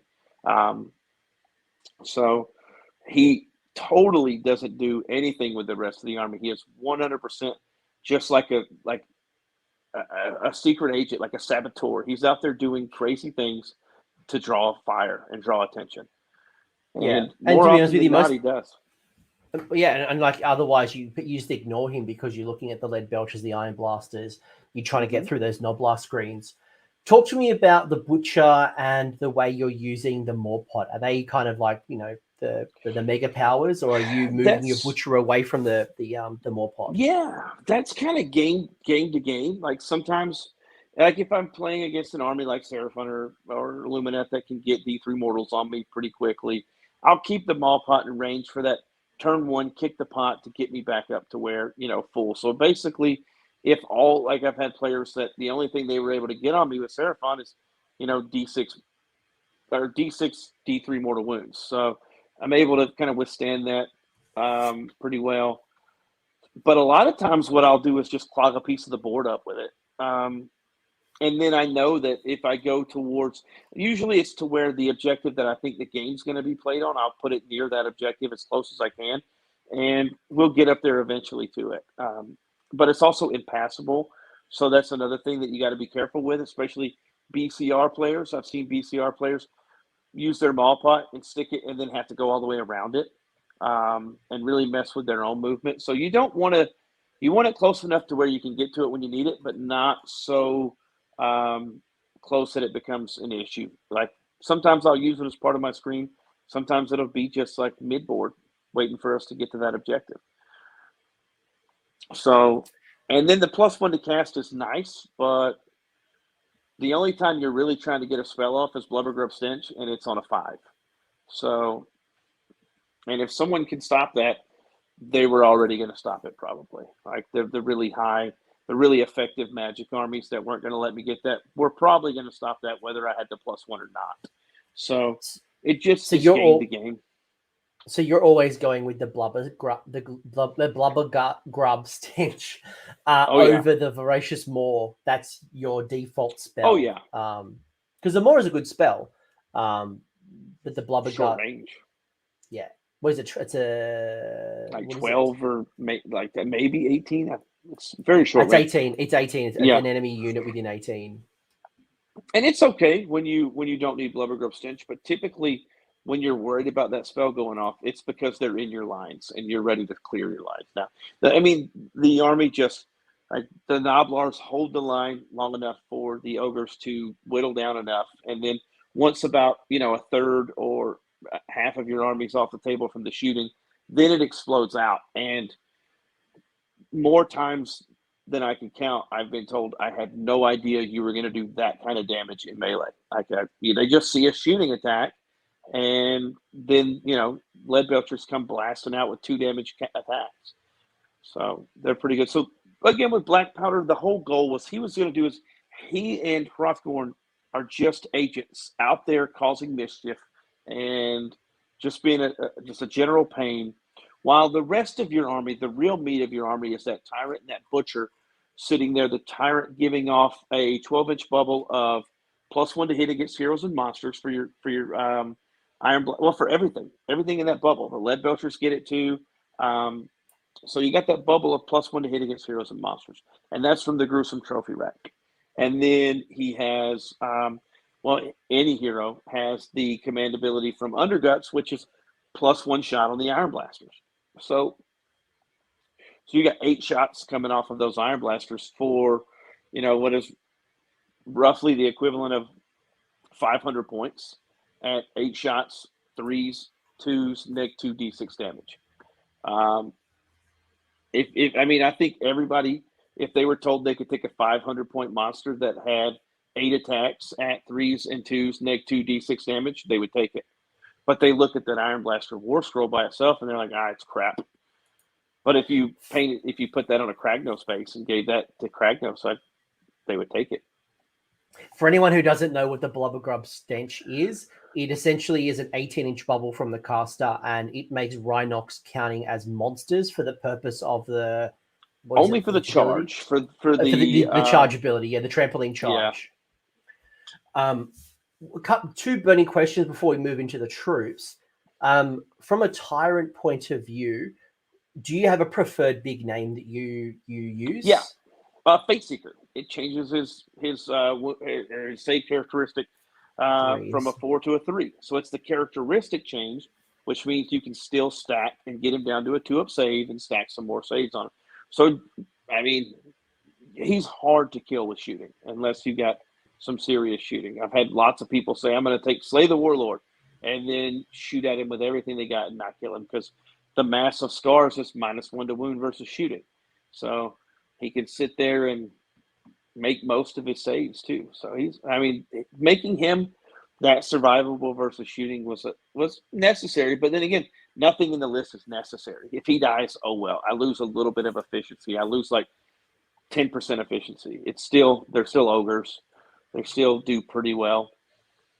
And sorry, I'm just going to... Haywo just calling it out. Haywo saying Fate Seeker would be his choice, but Fate Seeker is a close second. and then once in a while he'll choose Fate Seeker. So I'm kind of hearing that maybe I wouldn't go Death Cheater, I wouldn't go Long Strider, I would go Fate Seeker. For sure. Just, I mean, I wish there was another way that I could give him another +1. Because remember what happens when you get your save characteristic to 1, you're ethereal. Remember Bastiladon? So if I could get him a little lower, it'd be nice. But I guess you've kind of explained, especially in this safe stacking kind of meta and being able to reduce the amount of rend, that would be clearly a favorite over Death Cheater, because I could Death Cheater. I'm like, okay, cool. On the surface, getting an extra wound could be the difference between him dying and not dying. But when you think about the ability to negate damage, look, it obviously won't save you with mortal wounds. And if someone tries to shoot with long strikes and bow snakes and all, insert name that's how he usually dies when he dies. That's your cruel boys with your man skewers, like they're going to pop in. But for everything else, having the 3-up save, maybe a 2-up with Mystic Shield, all that defense, Finest Hour, all that stuff, it's just going to be much more valuable in thick of combat. It's happened multiple times where my opponent's like, well, I'm going to take Slay the Warlord because he's out in the middle of the table. And then I just say, okay, Finest Hour. And then he's probably already got Mystic Shield on him, and then you save the point for all that defense. And outside of mortal wounds, you're not killing him. Yeah. Talk to me one other question in the hero phase, and we'll move. Actually, two. Actually, there's one thing that's burning, one thing that's like a optional. Why no Slaughtermaster? You often see Slaughtermasters in the list. It's like the trio, right? You see the Tyrant, the Butcher, and the Slaughtermaster. Yeah. Why no Slaughtermaster? The model is a pain. That's why. That's what it came down to it for me, is I had easy access to 2 Butchers, and I didn't have a Slaughtermaster, and everyone that I talked to said how much of a pain it was. And I get sometimes you're going to pull some stuff out of a pot, but every time I've played someone with him, he either hurts himself or he heals at a time where you don't need healing. He never gets anything good. So that's my experience. The Butcher's just better. He has a good combat profile too, and I just take the Butcher. He's just better, and he was cheaper at the time. I think by 5 points, maybe 10 at the time when I made the list originally. So I don't know, just building that fine cast model and having the randomness. You already have enough randomness in that army. You don't need to add more. So he's going to heal when you don't have exactly what I had. He always pulls out bad meat when you need it the most, and it grinds my gears because it's so swingy. It works really well, and I think you get more consistency from the Butcher. But what are the Firebelly and the Man Eaters? And I don't know if anyone saw me on Twitter today, if you're watching it live, but I noticed in the Australia warehouse, 4 of the Man Eater sculpts are actually no longer available. And in other regions, it's 1 or 2 of them. So I'm wondering if the fine casts are being phased out. And maybe, or who knows, maybe there's new Man Eaters coming. Man Eaters? That would be awesome. I don't know, but it's not temporarily unavailable. It is now no longer available. This is not available. The bearded one. I think the ninja was gone. The ninja one. That was my favorite. Well, if it's available, go buy it from the store, because at least in Australia and some other regions, they're starting to be no longer available. But back to my question: Firebelly, Man Eater, where are they at? Why are they not on your list? Well, Firebelly's super cool, but most of his magic is really short range. And there was once upon a time, a long time ago, when I first bought these ogres, that I was really looking forward to taking a Firebelly and putting him on Bellwind Vortex and just dropping, Firebelly nukes all over the planet. That he gets at best +1 to cast, and most of his spells are on an 8. He's Firebellies are awesome, but they just have no place. I mean, I guess Billowing Ash? That's probably the best spell, the -1 to hit bubble, and he's got to be basically in combat to help your guys out, and he probably just dies if he's in combat. So the Butcher is more your standard kind of backline caster until he has to blow up. Where the Firebelly is like a frontline caster, but he doesn't have the profile to match a frontline caster. A frontline caster should be relatively resilient, because if the short range of his spells, then you would think in your mind, if his ranges are all this short, then he's a frontline guy. He should be a little tougher. But I don't know. I've never seen a Firebelly have any real lasting effect in a game where the Butcher can really take things over with a couple of different spells. And like Christopher said as well, I've never seen anyone use Mana Eaters in their list, and that is true. I've actually never seen a Mana Eater in Age of Sigmar. Fantasy Battles, yes. Age of Sigmar, I've never seen these models, and I'm looking at it now. You know, they're kind of like the Grimwrath Berserker, where you kind of you get like a little ability for it specifically. It's self-contained, whether you get to reroll ones to hit for melee weapons, reroll ones to hit with its missile weapons. It can run and charge, or it doesn't take battle shock. So they're self-contained. 4 wounds apiece, 5 up. Yeah, but I think units like that have been phased out by these warbands that we're getting, these Underworlds warbands and things like that. Like those old kind of niche units that were cool. You had them in there because they were a cool model, and you liked the model, and it had a cool little ability.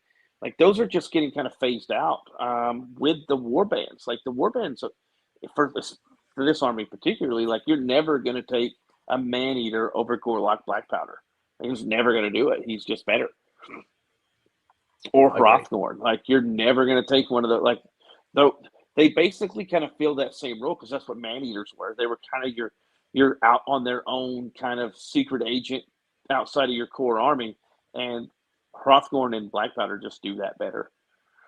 I'd like to see them like the Grimwrath Berserker, where they're a hero but not a leader, and you take them in ones. Awesome. And I think that'd be cool. But you know, having I just re-looked at it. I'm like, oh, they're a unit of 3. No wonder. Why would I want a unit of 3 of generic? Who cares? When I could do 3 of something else. All right, that's enough of those random weird units we don't see, and I think you kind of explained why we don't see them very often. But talk to me about the magic here. You've got your double Gnoblars, you've got your big units of Leadbelchers, including a single reinforced unit, and then you've got your 4 big Iron Blasters, things that I have not seen in a fair while. And when people do, it's usually like 1 Iron Blaster. It's never 4. Yeah. Well, it's never 4. They are swinging. Like, that's the thing. Like, when you do lose your Tyrant, they're swinging. They're hitting on 4s. They're still wounding on 2s.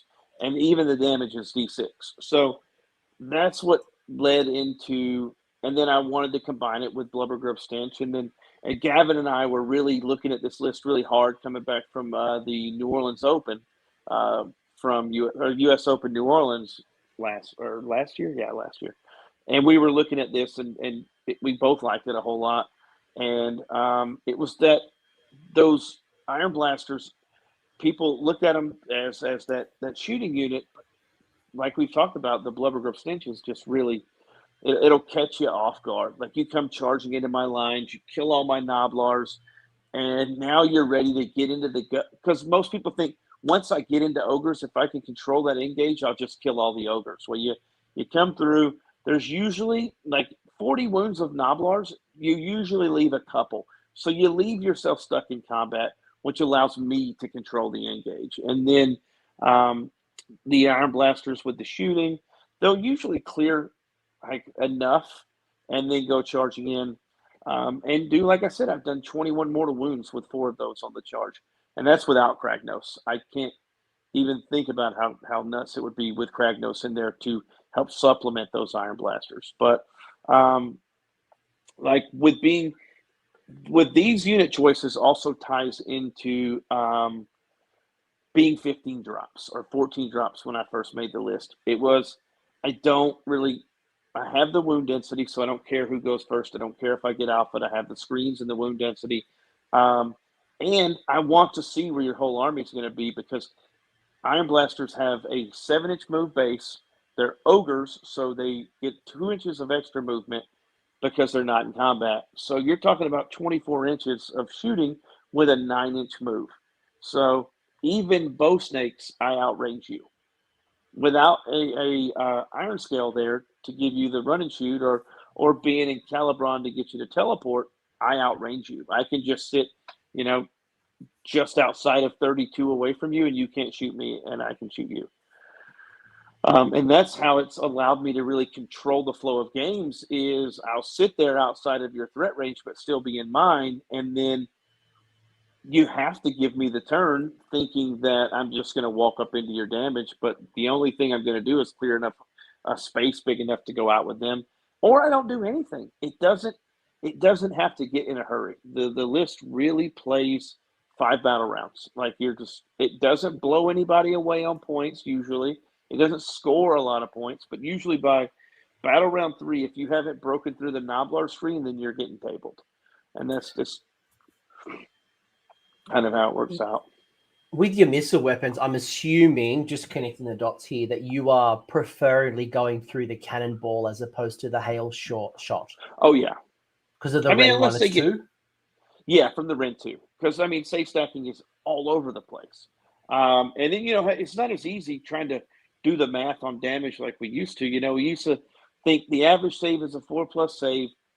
We'll do, our damage rolls against a 4+ save. Now, I mean, I think we're more likely the average save is a 3+ save. And even as common as a 2+ save out there. So you really got to force them to a 4. You got to force anything you can force to a 4, like Kragnos. Force him to a 4, and then maybe he can buff himself up for another round or 2. But the thought process, like I said, was control the turn order by not caring who takes it. Like, whatever, I see your whole army, and then deal with the alpha by there just being so much of the army, and again, none of it mattering enough to where I can be alpha and still be like a lot of armies get alpha and they just lose the game on turn 1 or turn 2, or they don't win priority on turn 2 and they just lose. Well, this army very rarely is going to just lose if it doesn't get priority. Right? Yeah, you're playing the meat wad, just moving up the board, grinding it out, taking the damage, dealing it in return, and you are grinding. You're as Nurgle as you possibly can. You're just but without the low bodies, right? And you're taking the damage, but usually they can't. Like, they kill 1, maybe 2 ogres in a unit, and then I rally 1 back, and then I kick the pot first, and then rally them back. I mean, it's hard to get it off the board. And to what Haywo's mentioned as well, like with the Underguts, you're super swingy, right? Especially if you're going in with the cannonball, which is 1 shot. So you're getting 4 shots maximum from your Iron Blaster batch. Hitting on 4s, get it down to 3s at best. Hitting on 2, Ren -2 for D6. So it could only be 1 damage still, right? So it's super swingy. So I guess going for better target priorities, let's say, for example, like you said, the long strikes, the archers, the bow snakes, they're on like 5 ups, 6 ups, 4 up saves. So, the Ren -2 will really hurt. And, you could start clearing those things pretty quickly compared to, would I be shooting my Iron Blasters into Fulminators? No. That's the Hail Mary. Well, they actually have 8 shots each with this list, because the Underguts command ability puts out a bubble of, +1 shot. So I actually have killed Fulminators with them. So because of 8 shots, you're looking at 8 shots on 3s and 2s. So you're going to get 4 through roughly every turn. 4 shots. That's assuming that your Tyrant's not dead. Like, as long as your Tyrant. Oh, yeah. Is it your Well, Tyrant? I guess you're right. Against Fulminators, I wouldn't get the +1. It would still be 4s. So against Fulminators, I mean, at that point, I'm just hoping the dice go well, But yeah, it's only against the monster. So against Stormcast and stuff like that, you don't get the bonus. Yeah, it's if your Tyrant's not dead. No, I'm just thinking it through. Like, just because they'll target your with a long strike, especially with the Holy Command, they'll go for that linchpin if they're a smart. Yes, 8 shots with the double shot. Thank you. Yes, Haywo. But like if you're not got that experienced player, and I think one of the cool things about playing a army like this, which is off meta, is it's hard to understand where the linchpin is. So often you'll play a list like this once and people won't quite know. Game 2 and game 3, they've kind of hopefully learnt by then, but you'll get one up, not from an I gotcha moment, but they just won't know that killing the Tyrant is a linchpin, and by doing this, you then reduce by X and Y. And yeah, absolutely. That's a huge strength for the army. Like, so many times, you walk up to the table and I automatically have the knowledge advantage, because especially if you're playing against something that's the more popular, the more meta build, Like, I know what it does because everyone knows what it does. And then it's like, are you familiar with Underguts? Like, nope. Well, and then you still you do, everyone does it. Every good friendly player is going to rattle off everything your army does. But in that 5-minute spiel, they're not going to remember most of it. So it comes down to, like you said, target priority, knowing what to take off the board, what to shoot at. I mean, long strikes are a bunch of damage, but it's still a limited amount of damage, and it needs to shoot a priority target, or it's just wasted. And they need those sixes to spike as well. But I think it's just like against those tough. I know you mentioned earlier, you're thinking about the Gavins, the Noahs, the all those top players, all of the guys. They'll know the linchpin, but in the average tournament, most people won't know where to pull it down. I think it does take a whole bunch of list tech, but again, know your army really well. It gives you confidence and faith that playing off meta lists, because most people can look at a top list and go, right, people have discussed them in the past. This is how you kill bow snakes and Marathi. This is what you need to do against dragon lists or living city lists. You got to watch out for this with your Zench list, your Legion of the First Prince list. But this, you're like, what do I do? Yeah, like, what do I kill? And it's so much once it's on the table. Yeah, I mean, it sits there and it's a lot of bodies, and it's like you said, they just sit there and they go, what do I kill? What am I going to kill that's going to affect the outcome of this game? And the answer is, I think Gareth is trying to start an East Coast versus Midwest war with calling it, saying that Dallas players would focus their long strikes on Gnoblars. Yes. Like, I did play against a long strike player in Austin, and I think the first round he shot at them. I think he shot at the 8-man unit of Leadbelchers and killed 1 or 2. And then at that point, he's like, wait a minute, I'm only going to kill 1 or 2 by shooting this whole round of shooting. And then he just started shooting at something else. I think he shot at one of the cannons and put like 8 wounds on a cannon. It just, when you start seeing how little effect your shooting does, even if you can shoot twice, it starts messing with your head. Like, wait a minute, I'm not getting anything done here. I just did a bunch of damage and I took off 2 ogres. And it really, again, it starts forcing decision making. If you can force your opponent to, make a decision there, and there's a chance they make the wrong one. Zermorgol, if I pronounce that correctly, has asked a really good question, and it's something that we need to consider, both whether you're playing a list like this or you're not playing a list like this. You've got IDK coming in right now, and assuming that they have a repopularity into the meta, with the Forgotten Nightmares ability being that you can only target the closest enemy unit, as opposed to getting your own choice. How would that change either this list or your play style, or does it have an impact at all? I think it still plays well into there. I think it will have some impact, obviously, but most of Idnet Deepkin's damage is coming through combat. So when you get up here and get into combat, like, it's still ogres. It's still, the 8-man unit is still 16 attacks. 3s and 3s, neg 1/2 damage. So unless you're running shield deals predominantly, then you're just going to get banged on. Like, and then the average list that I've seen played with Deepkin is like 80 wounds. So even if you come in and, like I said, I've had it happen where you come in and you do 70 plus wounds to me on turn 1, or 70 damage, and then you have to deal with the swing back. And if ogres double you on that swing back, it's going to be more damage than you were prepared to take in that turn, because they just put out a ton of damage. I mean, with the cannons, if ogres doubled you at that point and got Blubbergrub Stench off, even if they didn't, it's still probably, still like 10 to 12 mortal wounds that you could clear something that's got a really tough save, like shield deals. And that was literally what I was going to call out, is when I play with my sons and I have to go into the shield eels who ignore rend, right? And Gargan's damage is all coming through rend. You've got to really make the most of those mortal wounds on the charge to clear that chaff. Then you can shoot into what you want to shoot. So being able to buff up or, tap into those to clear them. And they went up a little bit in points as well. So maybe you won't see nearly as many as you used to back in the day, where you'd have like a unit of 6 or 2 units of 3.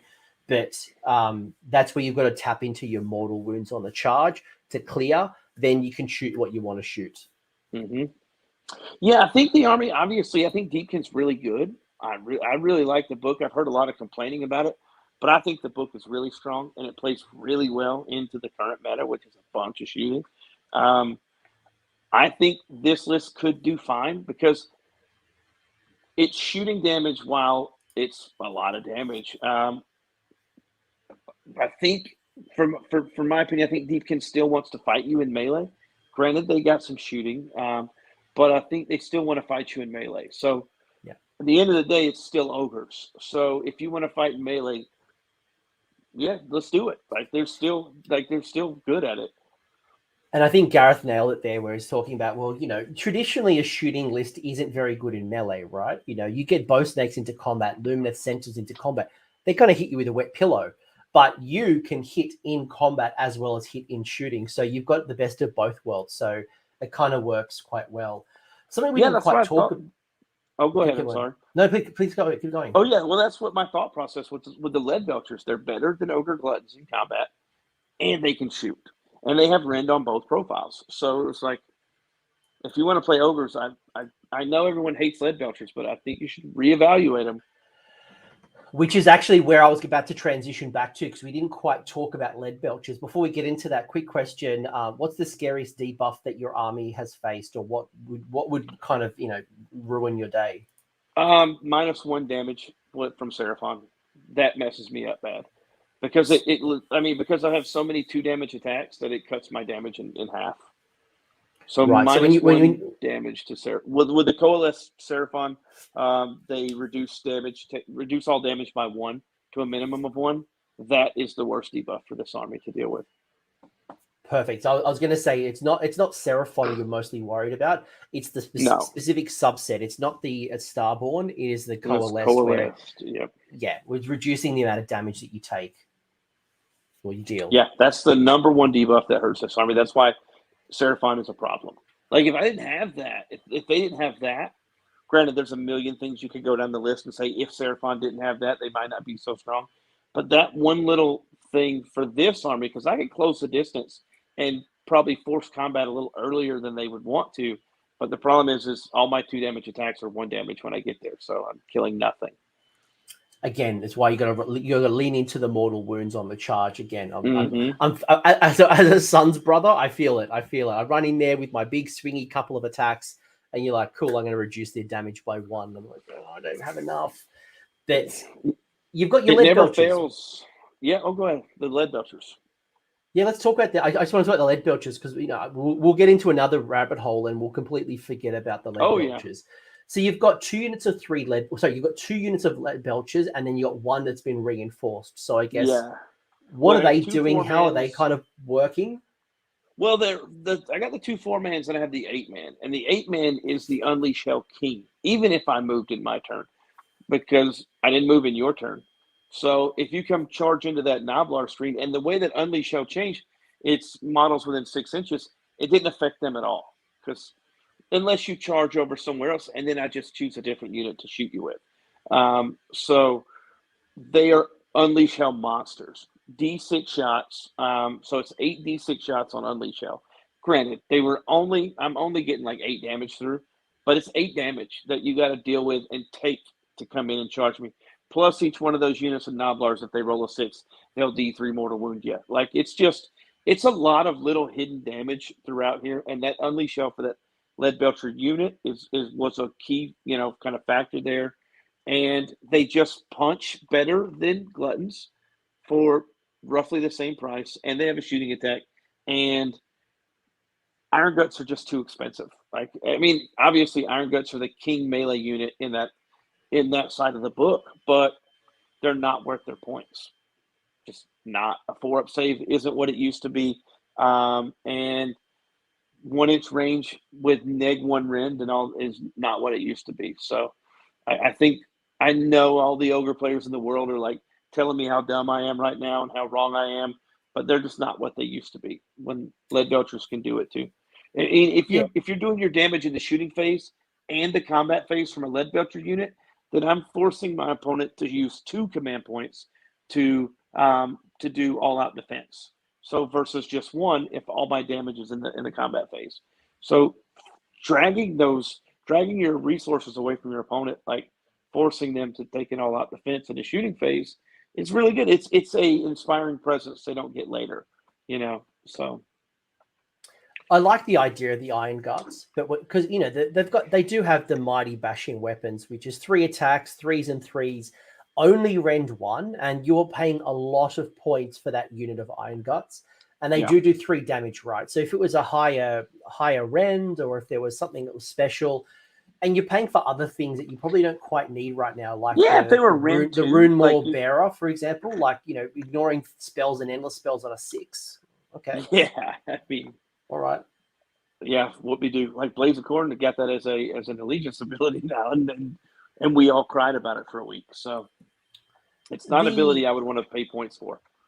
Yeah, and the down to the Iron Guts is such an interesting rule, right? Because once per battle in the hero phase, if a model has fled, you can re-roll hits, wounds, and save rolls of 1, which is great. But it's such a niche ability, and the setup can be quite difficult, that you need to lose a bunch of models. Like you're in combat, so you're getting +2 to bravery, so you're really bravery 9. Your 4 wounds apiece, so you're not losing a lot, unless like what happened to me, where I run Kragnos in there and did a whole bunch of damage. But outside of Craggy, like how many Iron Guts are going to flee? Not many. Like, and then and the points that you're paying for that, like there's armies that just get that easier. Reroll hits, wounds, and saves of 1. Like, there's easier ways to get it than a model as expensive as an Iron Gut running away to Battle Shock. Like, it's just an ability that's too expensive to actually get. Where you can, if you think about it, you got the Leadbelchers with the 1 damage in the shooting phase and the 2 damage in the combat phase, and both being at -1 rend. You're basically at -1/3 damage on their profile. I mean, granted, not all the shooting attacks are going to go through, but I challenge anyone that wants to bring Iron Guts and throw it into these Gnoblars and see how many Iron Guts they have left over after my shooting phase. Like, it's just they're too expensive. They should be way less points. Yeah, I think points is really stopping you from running Points, Iron Guts properly. Like range, that's the big one. And rend. The range is not too bad. Like you do lose a lot of the bite attacks, and I think that's probably where the hidden value is that you're not getting all of those gulping bites in, so you're not getting nearly the damage you're paying for, and you really want to reinforce them at least once, if not twice. It's just a big. And then a lot of times, what I've seen with those lists is your screen in those lists is gluttons, so you're paying a lot for your screens. So they're gluttons. Like, you're not usually getting the whole unit killed on a turn, but you're using gluttons for screens. You're using 4 wound models. Like, Gnoblars are the way now, and I still think Leadbelchers are. Yeah, Gnoblars are a great screen, a really good screen. I wouldn't reinforce them. I would happily just keep. If I need more Gnoblars, I'd have 2 units as opposed to a unit of 40. But speaking of Gnoblars, why doesn't this list work with the Scrap Launcher as your artillery over the Iron Blaster? Well, I think there's like no rend on it, because your Iron Blasters are there to take down your priority targets. That's what they're there for. And the Scrap Launcher, like, I would have loved to model it as a Scrap Launcher and just use it as an Iron Blaster, because I really like that Scrap Launcher. Like I said, the Gnoblar's crawling all over it, and you could really do a lot with like conversions and putting your own kind of flavor on a Scrap Launcher. You could do it with an Iron Blaster too, but it's still just a cannon getting pulled by a Rhinox. The -2 rend is there to bring down those hard hitting targets that your ogres don't want to fight in combat. So that's what they're there for. Your ogres are not very tanky. Like, it's 4 wounds, but it's 4 wounds on a 5+ save. If you spend a CP, it's a 4+ save. So they can't take a hit by themselves. And so that's what your Iron Blasters are to deal with. They're there to shoot those 2+ and 3+ save big guys and just hope that they roll a couple of 1s and 2s, and the next thing you know, they're on their bottom bracket. So Yeah, and I'm just looking at the ability of the scrap launcher, the deadly rain of scraps, and that's just counter meta right now. You get +1 to hit and +1 damage, or sorry, the damage becomes D6 if the model has 10 or more. But in the current state of the game, we're not seeing nearly as many, 10 or more models. And as you mentioned, no rend, as opposed to the Iron Blaster, which is rend -2 for that one-shot attack. Yeah, I can see why very clearly with the Iron Blaster you'd want to go that route, because both of them are Rhinox. They're both Rhinox keyworders, so you can use the synergy that you mentioned, but just who's going to do more damage? Yes, the pile of scrap is 36 inches, but you really need a meta of like 5 wounds, 6 wounds. If like zombies are like running wild in the competitive scene and people go back to flooding the border with witch elves, then yeah, maybe. But not even in this. Then, like, zombies don't care about D6 damage. They don't care about that. Like, your 40 block of zombies doesn't care that it lost 3.5 models, which is the average there. So I think that's the other thing, is you're not seeing a lot of hordes, and the hordes that you are seeing don't care about D6 damage. They'll get it all back. So I think it's definitely Iron Blaster. And then again, you got to spec real hard to make the shooting work in this game. You got to come off of the Blood Gullet and things like that. Blood Gullet was my initial thought process. I was thinking a couple of Butchers and, Iron Guts and all that. And then I was like, well, what about Iron Blasters? And again, like I said, what do they say about like the smart people in the world surround themselves with people that are smarter than them? So, I bounce my list off Gavin and Zach and all these guys constantly. We have our own little chats where we bounce them off of each other. So I think Gavin is the first one that had the idea. In fact, I'm fairly certain it was Gavin that had the idea. No. You had the idea. Gavin just kind of, he might have thought about it simultaneously, but he stole it off you. Yeah. All of his best ideas were mine first, like for sure. But he had a little different variant of it. I think he was running it with some of the stone horns and some things like that. I mean, this list would be insane if I could fit a curse in there. Like if they mess up and give ogres a cheap platform for a prayer, like instead of having to be a Thunder Tusk, a Huskguard on Thunder Tusk, that's too expensive. Like I thought about it. Like there was some thought process on trying to get curse in here. Because Gnoblars actually do damage when they have curse on them, So, I mean, because they're, one attack. Why wouldn't you take it then? Why wouldn't you take the Well, you just have to give up too much. Like, basically, to get in, I think it's 315 points for I think that's what it is, or maybe it's 2 something. Huskguard on Thunder Tusk to bring curse. It's just too expensive. And it's like for me, I would have to give up. I would have to take my 8-man unit down to a 4-man unit. I would also have to drop a 4-man unit of Leadbelchers. And my thought process was the reason you started this army was for Leadbelchers and Iron Blasters. Yes, it could possibly get you more damage out of your Gnoblars because I'm playing very defensively with this army. My typical deployment is I have my Tyrant in the middle, my 4 Iron Blasters in the back, my Leadbelchers in the front, and then a U-shaped screen in front of Gnoblars. And I just sit there, and like I said, when the missions are across the top, the objectives are in the middle, my opponent will initially think, okay, I'm just going to sit on the objectives. And then when they lose, what was that thing called? The Sludge Raker? I had an opponent like, oh, that Sludge Raker's got the amulet. You're not going to kill him. And then when I blew his amulet Sludge Raker up turn 1, he decided he needed to bring the other one to my deployment zone to try to kill my army because he didn't anticipate that amount of damage coming out. All it takes is a couple to get through, and you spike that 6, and the whole world changes. The army design was for Leadbelchers and Iron Blasters, and I would have to take too much of that out to get curse in there. That's the thought process. Often you get these good ideas, but when you start moving away from the core of the list, you got to ask yourself why are you doing it, and it's now form a completely different list. I guess Hades, Hades is mentioning a good comment. We talked a lot about Gnoblars.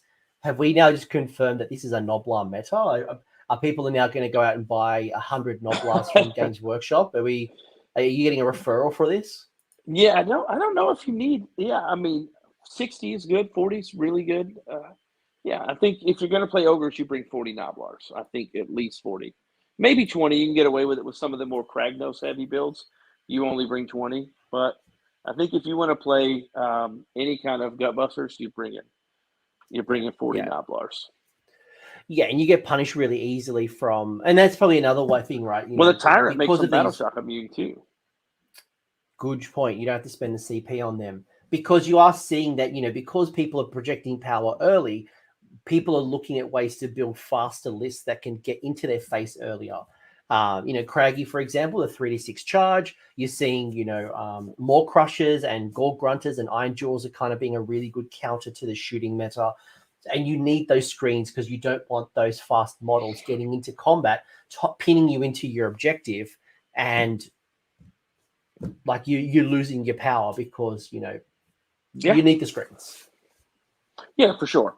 And then again, like some of these, like we talked about with how translocate and things like this, like your Gnoblars and your Blackpowder and your Hrothgorn, like you can shut down sections of the board. They still have to use normal redeployment rules. So they're not necessarily a screen, but they're effectively screening off a section of the board, and they can't go there. So it makes it harder to come in, and because again, I think a big part that separates two players when they're playing a game is there's usually a knowledge deficit between the two. Like, I know what your army does, you don't know what mine does. And whoever is on the side of I know more about both armies, that usually comes out as a winner because of target priority and things like that. But that always gave me a leg up with this army. Everyone knew, like a lot of people were like, okay, they're ogres, and immediately discredited the army. And after the first battle round, they're like, wait a minute, I got a real game on my hands here. So that kind of gives you that early little bit of, you got a puncher's chance with this army, even if you go into, like, because I played in Austin, my only loss was against Lumineth with the Wind Spirit Severeth and 50 Sentinels. That was what I played. That was my only loss in Austin. Turn one, he killed all of my heroes except Hrothgorn, because Hrothgorn wasn't on the board. And we still went to like a turn 5 priority roll. And the big play in that game was I got a little too close to the Castello, and he auto battle shocked off 7 of my 8-man unit of Leadbelchers. That was a big turning point in that game because all the objectives were in the middle. I could still play the objectives pretty well. And with losing all my heroes turn 1. Before, he was a 1-drop, I was a 14-drop. So 50 Sentinels killed my Tyrant and my Butcher before they ever moved. So, and again, you're a big wall of meat, right? You're this big wad, right? So losing those heroes, it doesn't matter. Like, I mean, obviously they help, and they increase consistency and ability. Well, in that matchup, they don't really, because I'm only getting the bonuses against heroes and monsters. So maybe Severeth. So even in that particular instance, it's like, yeah, you've taken a little away from me, a little effectiveness in some scenarios, but they're still just they're just ogres. Like, it's the funniest thing. It's 182 wounds of, like each Gnoblar is as important as each ogre in that thing. It's so funny how it all kind of works out. None of it matters. I can see about 10 people that I know from the Discord alone are going to clip that and go, look, they're important. Because like I've got some people who are obsessed with Gnoblars. They just have a weird obsession with Gnoblars. And well, they're really cool models when you look down at them. They got like broken beer bottles they're like jabbing people with, and it's pretty fun stuff. My goblins are. I've got my Gloomspite gits. That hole has been filled. That niche has been filled. I have my gits. I don't need to paint any Gnoblars. Yeah. Go ahead. No, please. I was just going to ramble some more. I was just going to say that they just play well into the meta. Like, the Alpha Strike meta doesn't phase them very much. And then the shooting meta, like we've talked about, it just plays well into all of those things. That was the thought process behind it. Like, everything that was really good at the time, they played well into. So,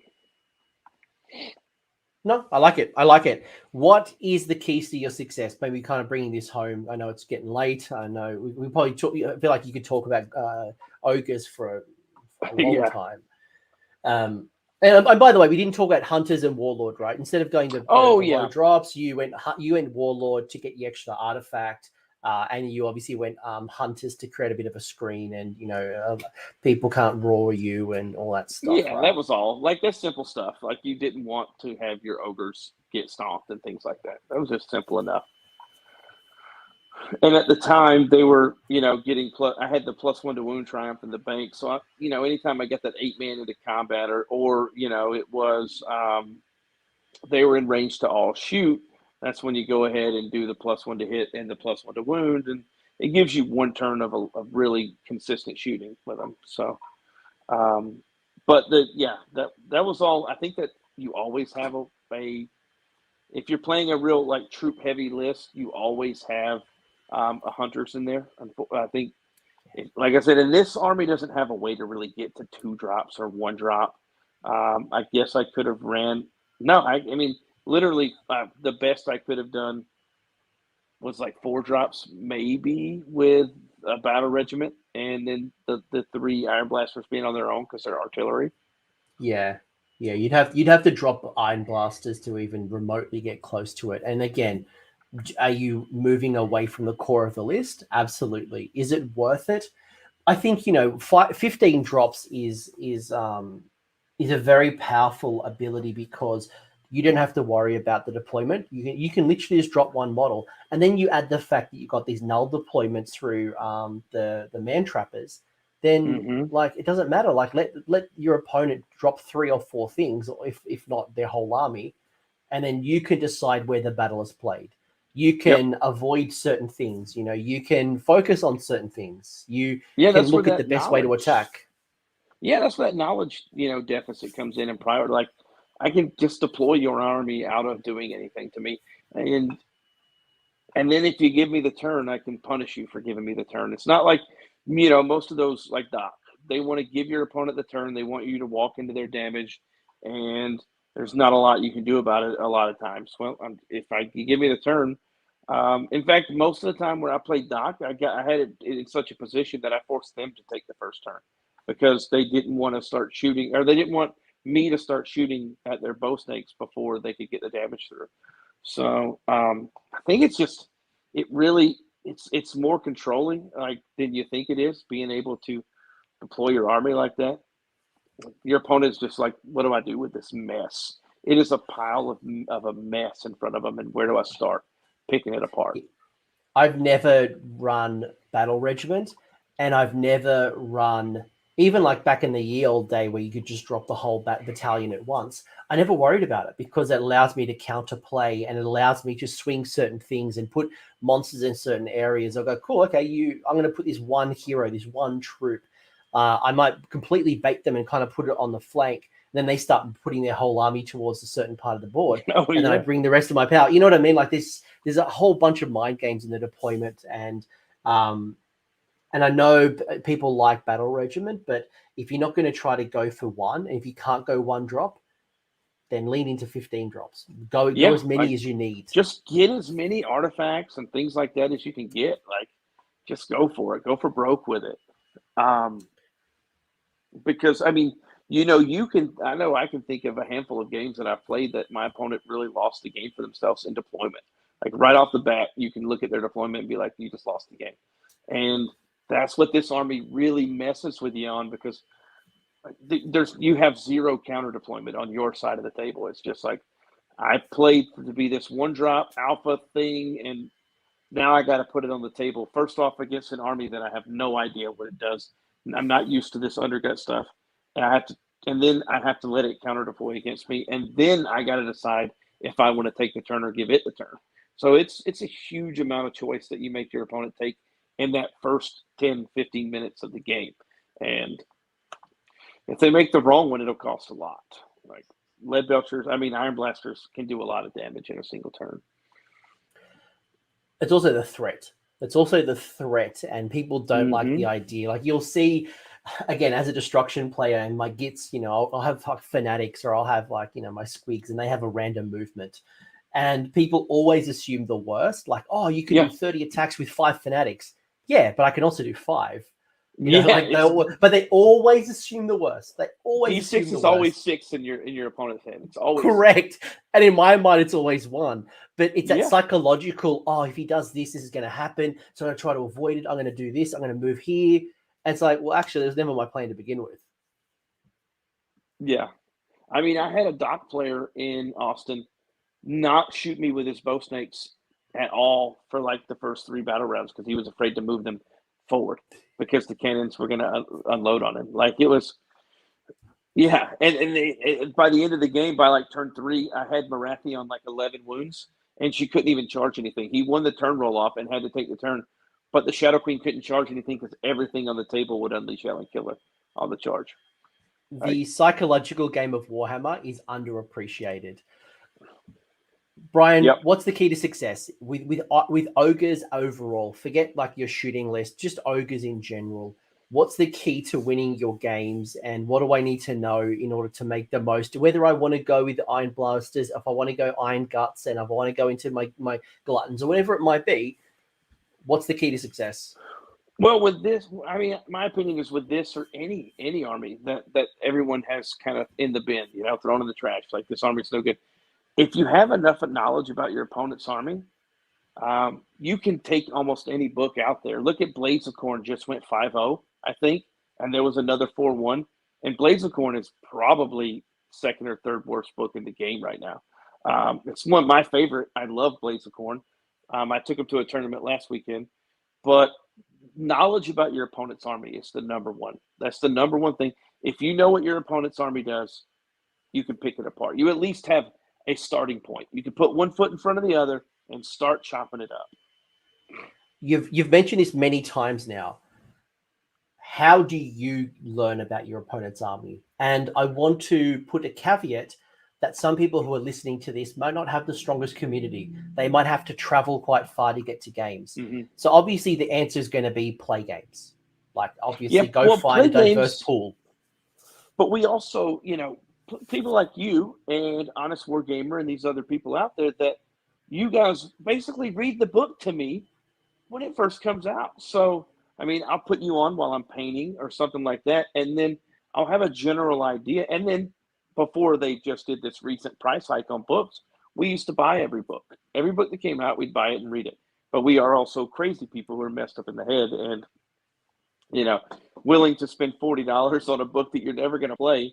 You just don't want to be surprised by it.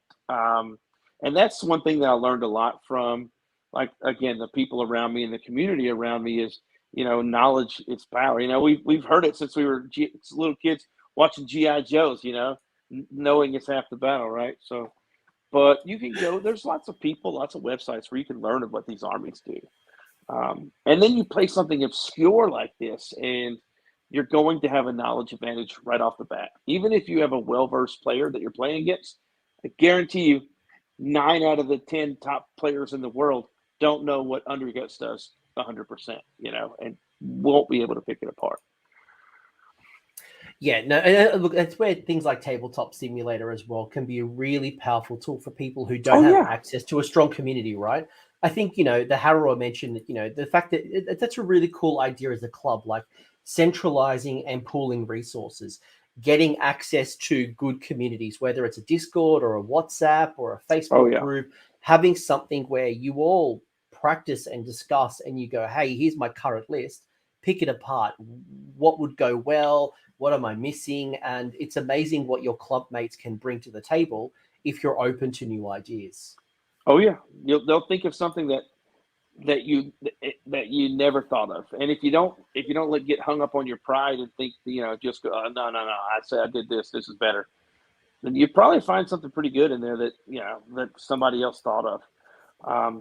And just be humble. That's another thing, is be humble when you're in your list building process, and don't tie your feelings to your list. It's not yours. I promise you, this list isn't mine. I'm sure somebody ran it long before I did. None of these lists belong to us. No one has made a list. Like everyone has pulled together the ideas. I think the only other Absolutely. thing as well is you got to cut through the crap. A lot of people, when you try to build off meta lists, they go, "What about this? What about this?" You're like, "You should run Stonehorns." You're like, Oh yeah. I Yeah, know it's the Stonehorns are hardest. powerful. You're not teaching me anything here. But what is it that I can do with this pool? But also setting the context, like, look, I'm trying not to go Beastclaw Raiders. I'm going Gutbusters. I'm trying to do this with that frame. What's the best I can do? Well, that was the thought. Again, I had BCR. I was painting it. I painted up one Stonehorn and I quit. I was like, you know what? I mean, I wasn't interested in the model. I wasn't interested in the faction. It just seemed boring compared to the Gutbuster side of ogres. That was like, I guess the beast lovers are kind of the same. They're always traveling, always hungry, but they got this. It's really cold behind them, so they got to keep moving, kind of deal. But they seemed more fun. Gnoblars and ogres just seemed more fun. It was just this. It was kind of like gypsies. They just travel the countryside and eat everything that they trip over. So it was a fun little thing. But again, it just comes down to your community is for the list building and finding these kind of lists. Like it's just your community testing it out. In Houston, in Texas in general, we have a great community. In Houston, we have an insane community. We're going to have 3 local tournaments in our city this month, with 10 to 20 players, and when we have access to a lot of really good players who can help out with the list building. I mean, in our Discord, we probably have 10 or so lists go up every day or so. Like, hey, what do you think about this list? What do you think about this list? And if you're receptive to the advice that you're given in that point, you'll probably come up with some pretty good stuff between the whole group. I mean, if we have 50 people's brains working on this list, it's going to get pretty good. And if nothing more, you've tested an idea, you've stress tested. Yeah. People's opinions might not be right, but at least you have tried to explain why you think it's good and what the logic was behind it. And you may not agree. Like, I know when I was trying to push shit uphill with witch elves and, everyone was talking snakes. Like, I pushed it as far as I could at the time, but at least I stress tested the idea of witch elves versus Sisters of Slaughter, why witch elves would work here instead of this, and why Calibron might not be as good as Hagnar. And like, you come up through those logics, and it might not be the 5-0. We kind of know what the top lists are, but you really do stress test your knowledge. Yeah, and I don't know how you are as a player, but a lot of times I need to see it. Like I need to see it on the table before I truly believe that it's wrong or it's right. I mean, like I was playing with some Soul Blight earlier today, and I could read on paper how resilient zombies seem, but when you see it happen in front of you, when your opponent kills 15 of your zombies and then you get them all back, and you're like start out with 40 and you're at 45 zombies at the end of the turn after taking that kind of damage. So I kind of need to see those things. I'm a visual learner, I guess. I could read all day long. So am I. So am I. I will do stupid things in deployment and during the game because I want to see what it looks like. I'm somebody who definitely wants to experience it. And I go, right. It's like when you're a kid and you see the hot plate and your mum goes, it's hot, don't touch it. And I'm the kid that goes, touches it and go, it's hot. Like I told you, but I need to experience it now. I'm not going to touch it again.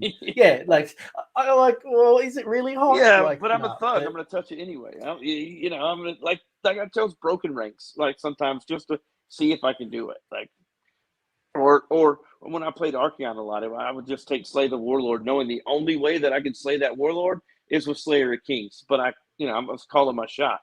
I mean, it's the goofy stuff we do as players, but. It was just models and stuff that I loved. Like I really loved the foot ogre models and the iron blasters and stuff. So look for a way to make it work, and it's worked out pretty well. I mean, I think so far I'm like 10 and 3 or so. I think with that list so far between a local and a couple of GTs. So it's been pretty fun. No, it's been awesome. And look, you've dropped a whole bunch of advice. Like this is 2 hours of knowledge that probably at the start, I probably would have thought, am I going to struggle to talk about Gutbusters specifically for 2 hours? And it sounds like we could probably easily do another 2 hours after this. But is there any final call outs? Do you want to give any shout outs to anyone, especially the Texas crew or any? You deserve it. You deserve it. Yeah, I mean, shout out to all the Harambe's Heroes guys, Gavin, Zach, everybody. You all know who you are. And the Texas Masters community as a whole. Matt Taylor is a big part of that. Kyle Valdez, Jeffrey Viscitis, who I've seen all in this chat here, Dan Norris, big time heroes in this community. And that's it. Come out. We would really like to see everybody who thinks that we're wrong in Texas come to Texas and, show us. Yeah, I definitely want to get to Texas. I may or may not be thinking. Like I said, I was disappointed. Well, we'll Texas definitely Open. see you at LVO. We'll definitely see you LVO, I'll be there. But I got to work out if I'm going to do a sneaky trip this year. I looked at Kansas City Open, and it's going to cost me $2,500 to get to Kansas, and it was going to be like 23-hour trip. Oh. So I'm like, do I how much do I like Warhammer? Like, I like you guys. Like, is it 23 hours and $2,500 on flight alone? For you guys, I mean, outside of CanCon, what's your guys' big event? Like, is there an Australian Masters or? We have a Masters scene as well. It kind of we got a lot of similarities. I guess the difference is we use states as opposed to regions.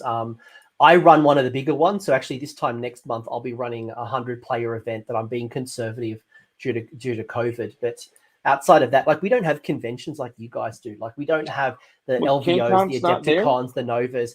CanCon is January, and due to COVID and Omicron version 700, whatever it is, it got canned. So I think this year is like our peak back up. So well, we're definitely going to come out there for that too. It's not fair that you have to you're the only one that's taking that 23-hour flight. I would love to come to Australia.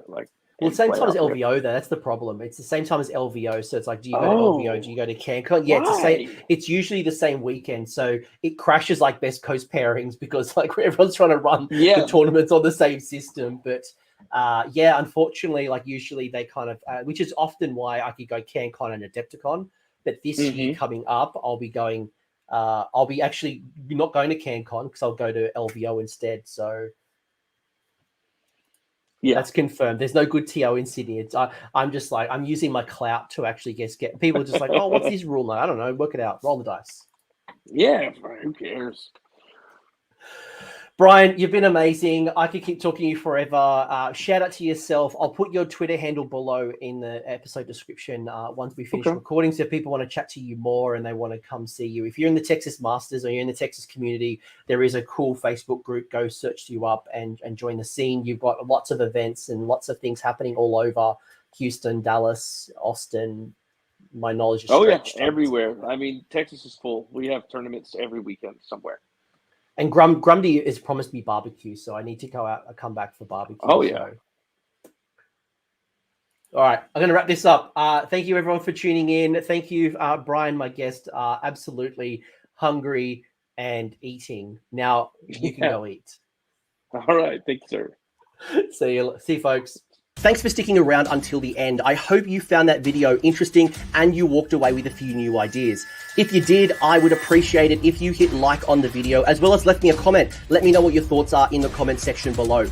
The conversation will continue over on Discord, so links down below in the episode description if you want to join the Discord and continue the Age of Sigmar conversation. I want to give a massive shout out as well to these absolute bloody legends, these champions who have continued to support me through Patreon or YouTube members. That is going directly into supporting the maintenance and the growth of this channel. So thank you very much, guys. Much appreciated. And until next time, roll more sixes.